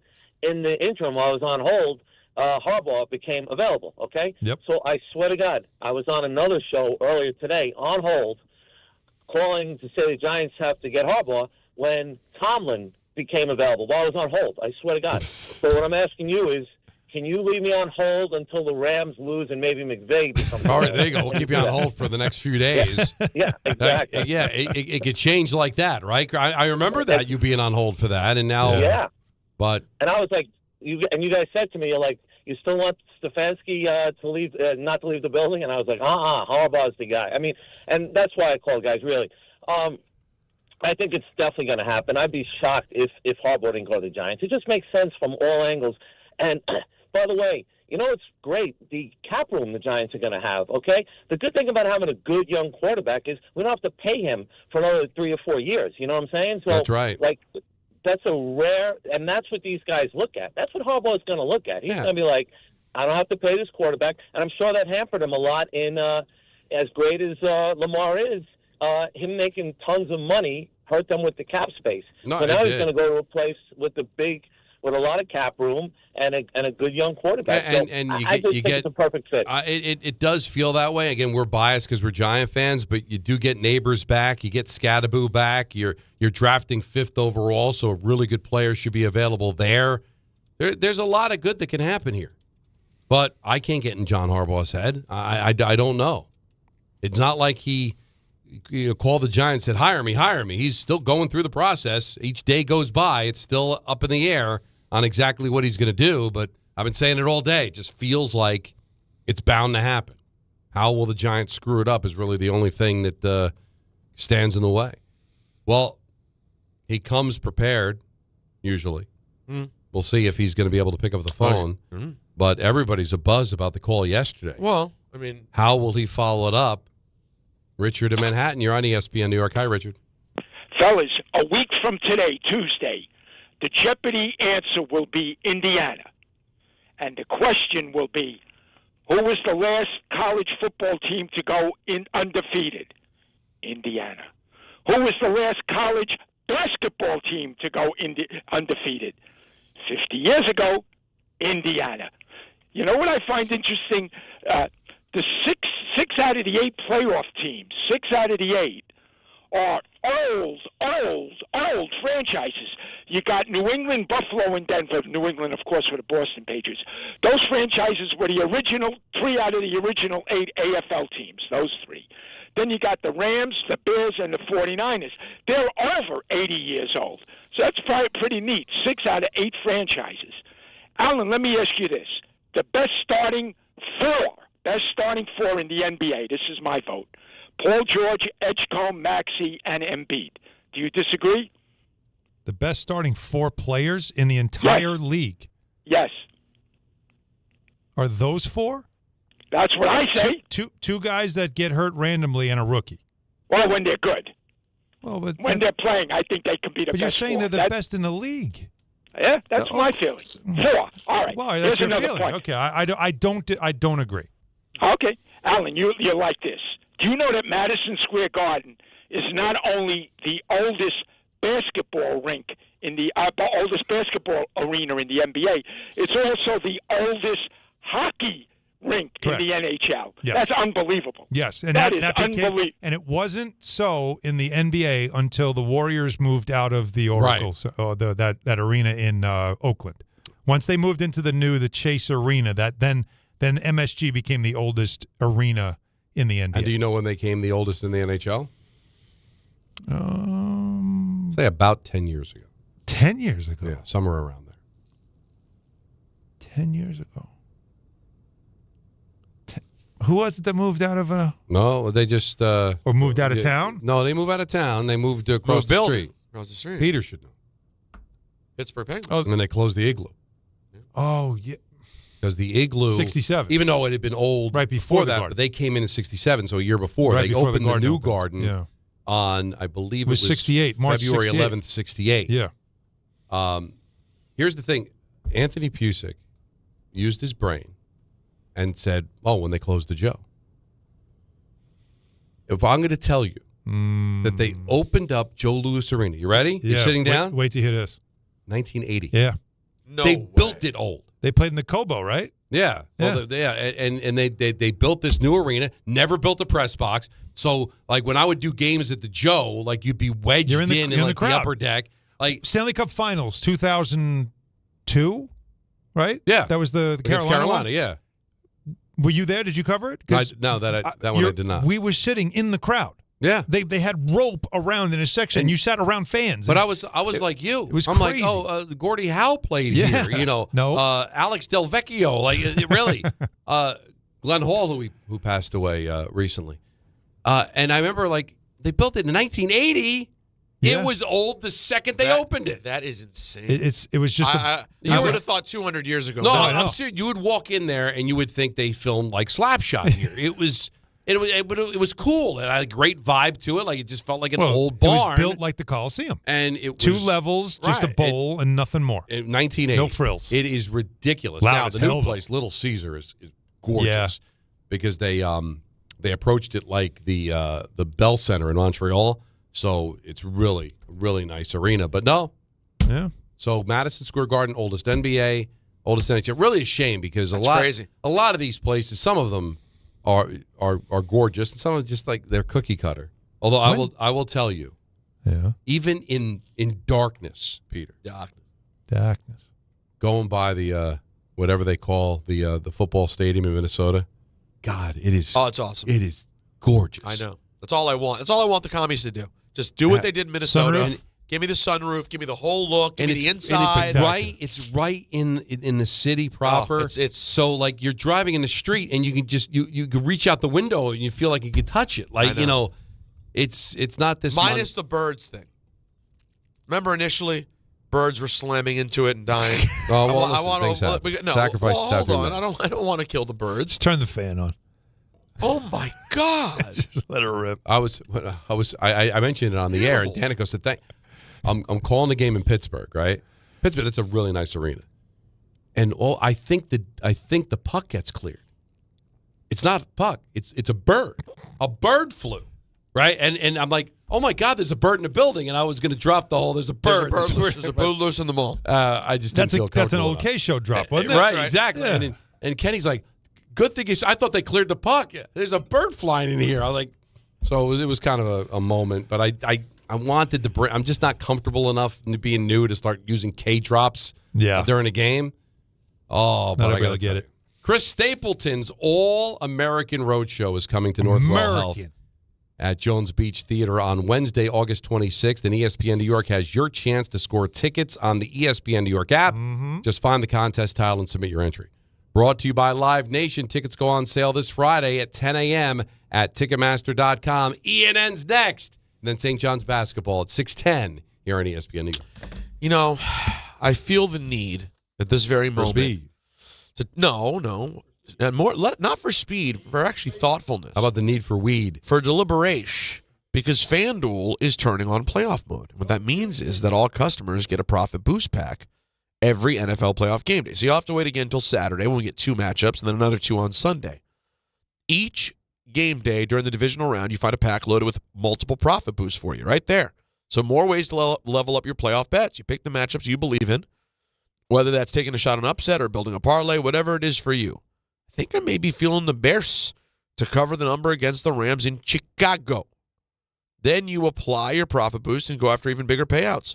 Well, the playoffs keep rolling. It's that easy. So visit FanDuel.com/local and grab your profit boost pack every NFL playoff game day. 21 and over, physically present in New York, option required. Bonus issued is non-withdrawable profit boost tokens. Restrictions apply, including any token expiration. And max wager amount. See terms at sportsbook.fanduel.com for help with a gambling problem. Call 877-8-HOPE-NY or text HOPE-NY 467-369. Every 40 seconds, a child is reported missing. That's 2,000 children every single day. It's a heart-wrenching reality that we can no longer ignore. Find the Children is a non-profit organization dedicated to helping find missing kids. You can be a part of their mission by donating your unwanted vehicle, running or not. Call 1-800-294-0222. We guarantee that you will receive the maximum tax deduction. We provide fast, free pickup with 24-hour response. Call 1-800-294-0222. Find the Children provides crucial resources to help find missing children and educational materials to teach kids how to recognize and avoid predators. Our recovery programs have a proven track record of reuniting kids with their families. It's time to act. Donate your unwanted or unused car. Help us build a world where every child is safe. Pick up the phone and call 1-800-294-0222. Together, we can bring these kids home safely. This advertisement was paid for in partnership with Cars R Us and Find the Children. At City Harvest, we're on the road every day rescuing millions of pounds of nutritious food for New Yorkers in need, transforming surplus food into sustenance, sustainability, and smiles. That's how we feed good. Donate at cityharvest.org. My name is Whitney Allen. I am a widow. My husband, Ryan, died. We never thought in a million years we'd have to use life insurance. The unexpected happened. With Ethos, it is so fast and easy. It's 100% online. You can get a quote in seconds, apply in minutes, and get same-day coverage. No medical exams, and you can get up to $3 million worth of coverage through Ethos. Get your free quote at ethos.com/game. That's ETHOS.com/game. Time spent on application may vary. Online health questions required.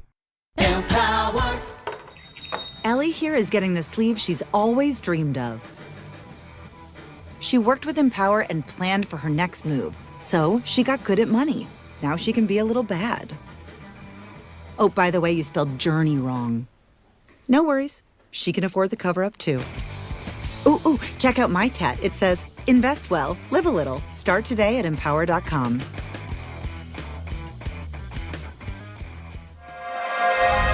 The city that never sleeps and never stops talking sports. ESPN New York is always on. Now you can live and breathe everything New York sports wherever you are. On your radio dial, on the ESPN New York app, and streaming live on YouTube. However you watch or listen, ESPN New York is always on for you. Hear us, stream us, watch us. This is ESPN New York. Good Karma Brands is proud to be an equal opportunity employer, providing equal employment, development, and advancement opportunities to all teammates and applicants. To learn more about careers with us, please send an email to talentacquisition@goodkarmabrands.com. That's talentacquisition@goodkarmabrands.com. This is an ENN Special Report. Now reporting the very handsome Jewish man, Peter Rosenberg. We should talk some sports. Do what you want. It's ENN.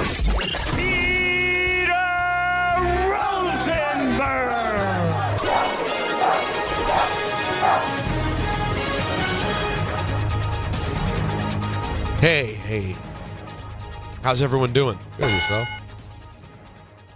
I'd like to start off by welcoming you to ENN. It's brought to you by... Yeah, sure. It's brought to you by Ramsey Mazda.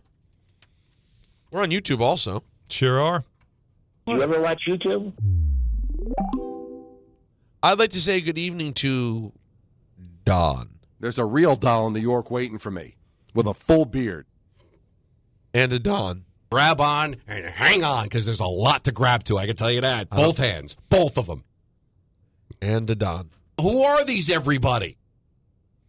And to Richard. Hi, Peter, Don, Alan. The delay for Alan is... he forgets. Hi, Peter, Don, Alan. And then he wants to tell me that Harbaugh. 4-man lineup is a group that has played together for 5 games. Best in the league. Oh, yeah. When healthy. Which health is kind of... Well, do you have... to respond, though, do you have 4 starters that you know you like better when available? Thank you. Is there anything compelling? I actually meant to do the work. You got to do the work. You know he does the work. I meant to put in the time. But what I do... Oh, boy. I meant to do that, and then I didn't. And so thank you for reminding me. Harbaugh. Because I can tell you.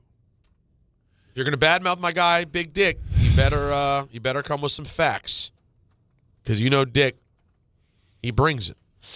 Now, welcome to ENN, everyone. Special early ENN. Carolina Panthers will pick up the 5th-year option on Bryce Young and discuss whether a contract extension makes sense from the, quote, big picture view, according to GM Dan Morgan. The option keeps the top pick of the 2023 draft under contract through 27, and he would be guaranteed $26.5 million that year. It's quarterback, man. There's no end to how fascinating the position is. In terms of how rare it is to absolutely, beyond a shadow of a doubt, know you have the guy. It's just, and then you have to strike you have to, right? And they have to stay healthy. We have the guy.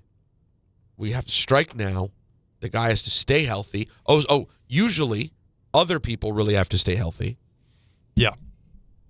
We're talking about in this weekend, you have Buffalo with health problems. San Francisco has health problems. Now the quarterbacks are playing, but they're down weapons. But Buffalo has the guy, capital T, capital G, right? And this is the time. And unfortunately, you're already down one wide receiver. Yep. And they, so it sucks. But we have seen Mahomes do this with a roster that is compromised. He's done it.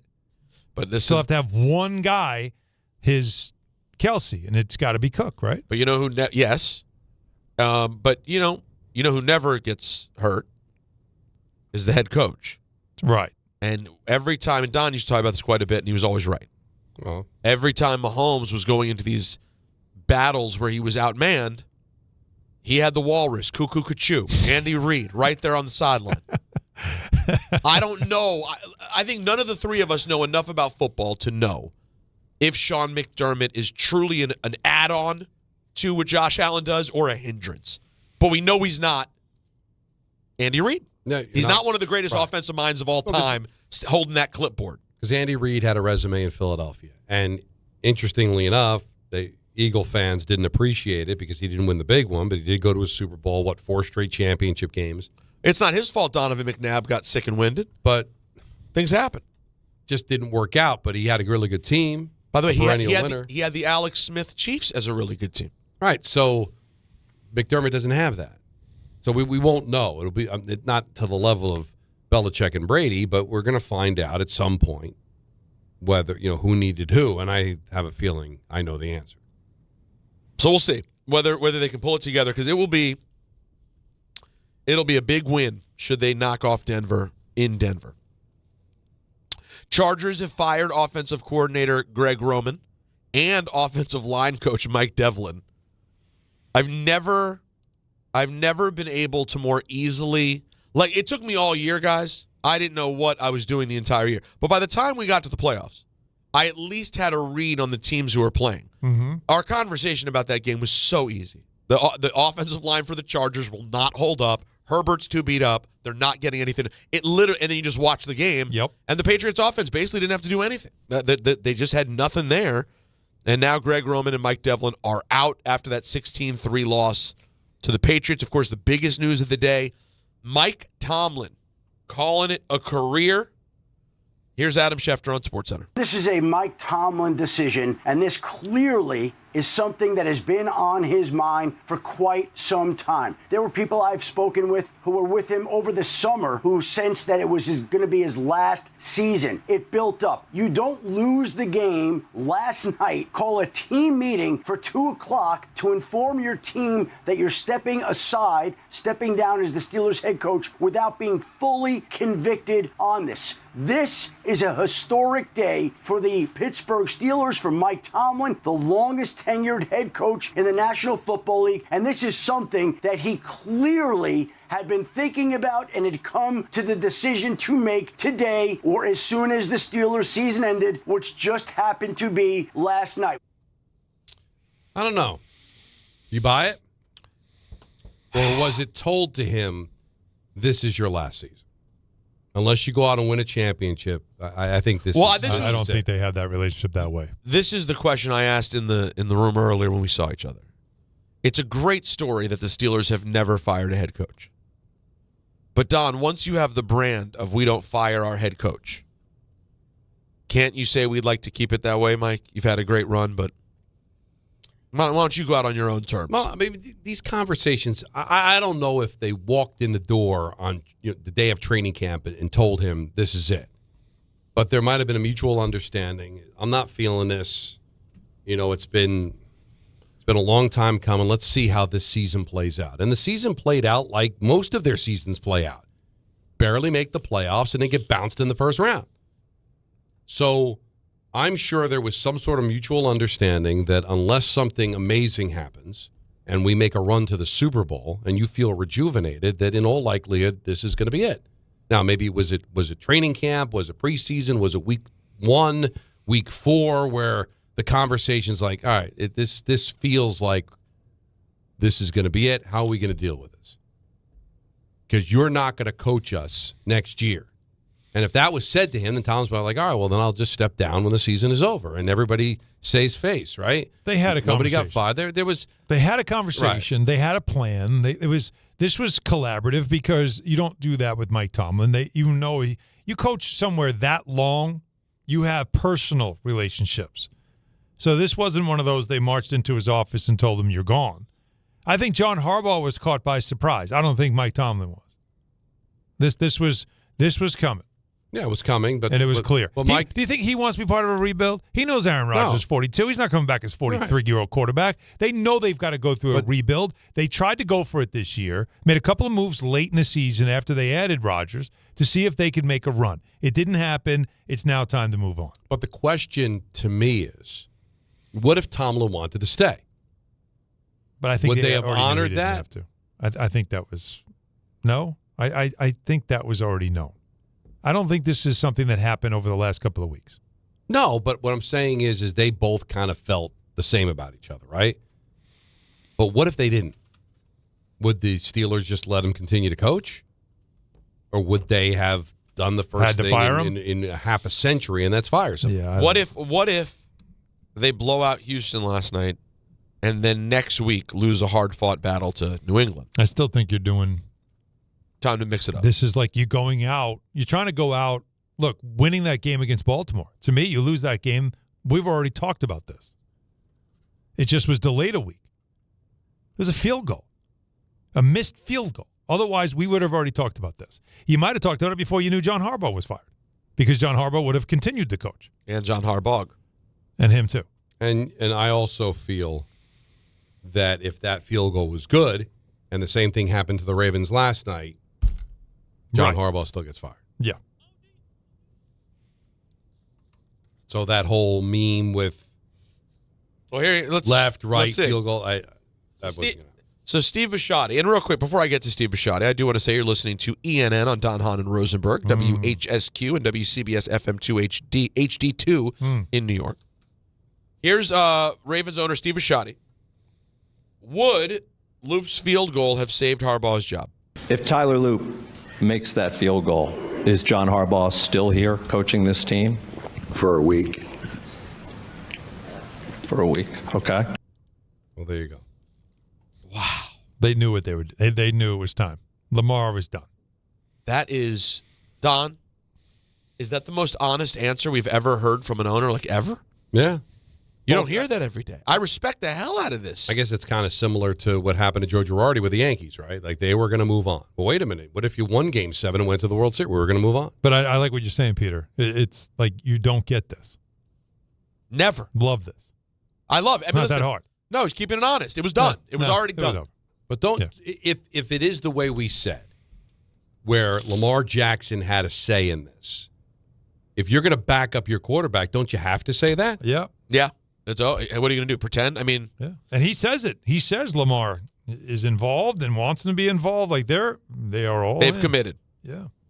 Here's Bisciotti. Would you consider Mike Tomlin for the vacancy? He did? Is it official? That's what I keep hearing. So, is he a candidate here?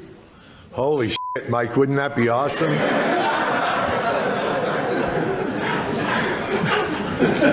Only if John takes the Pittsburgh job.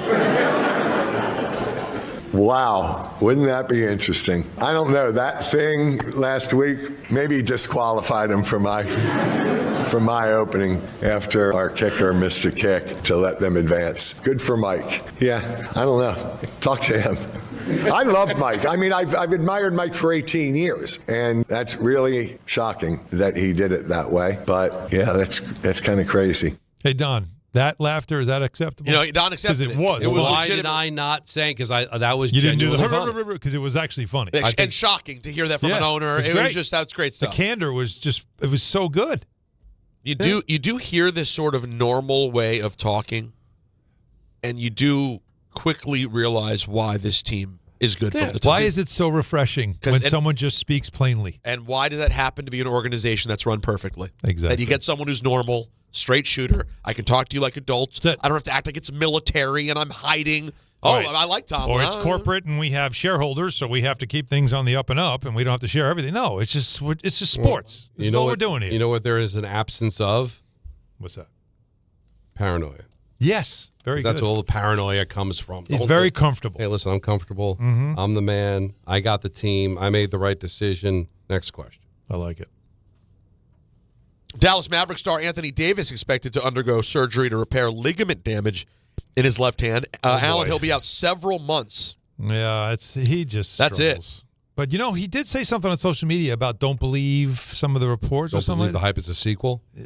Don't believe the lies, which is very strange. Sounds paranoid. What are the... I don't know. About how long he'll be out? About the fact that Dallas is still trying to trade him?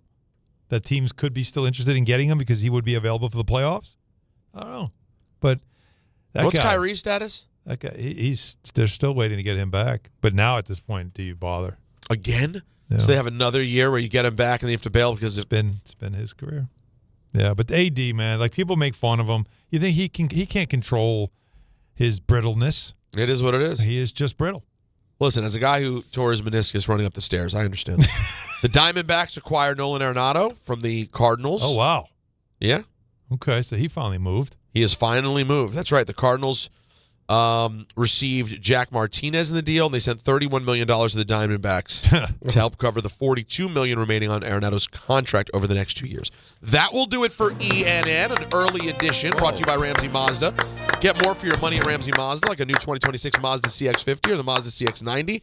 Choose wisely. Choose Ramsey Mazda. That ended abruptly. It did. Well, it was time. Because usually this is the beginning of ENN. It's an odd thing. If you're tuning in, you should probably download the podcast. When are we out exactly? Because my clock's in all 4 a mess. seconds. 3, 2. St. John's basketball next. Talk to you tomorrow at 3.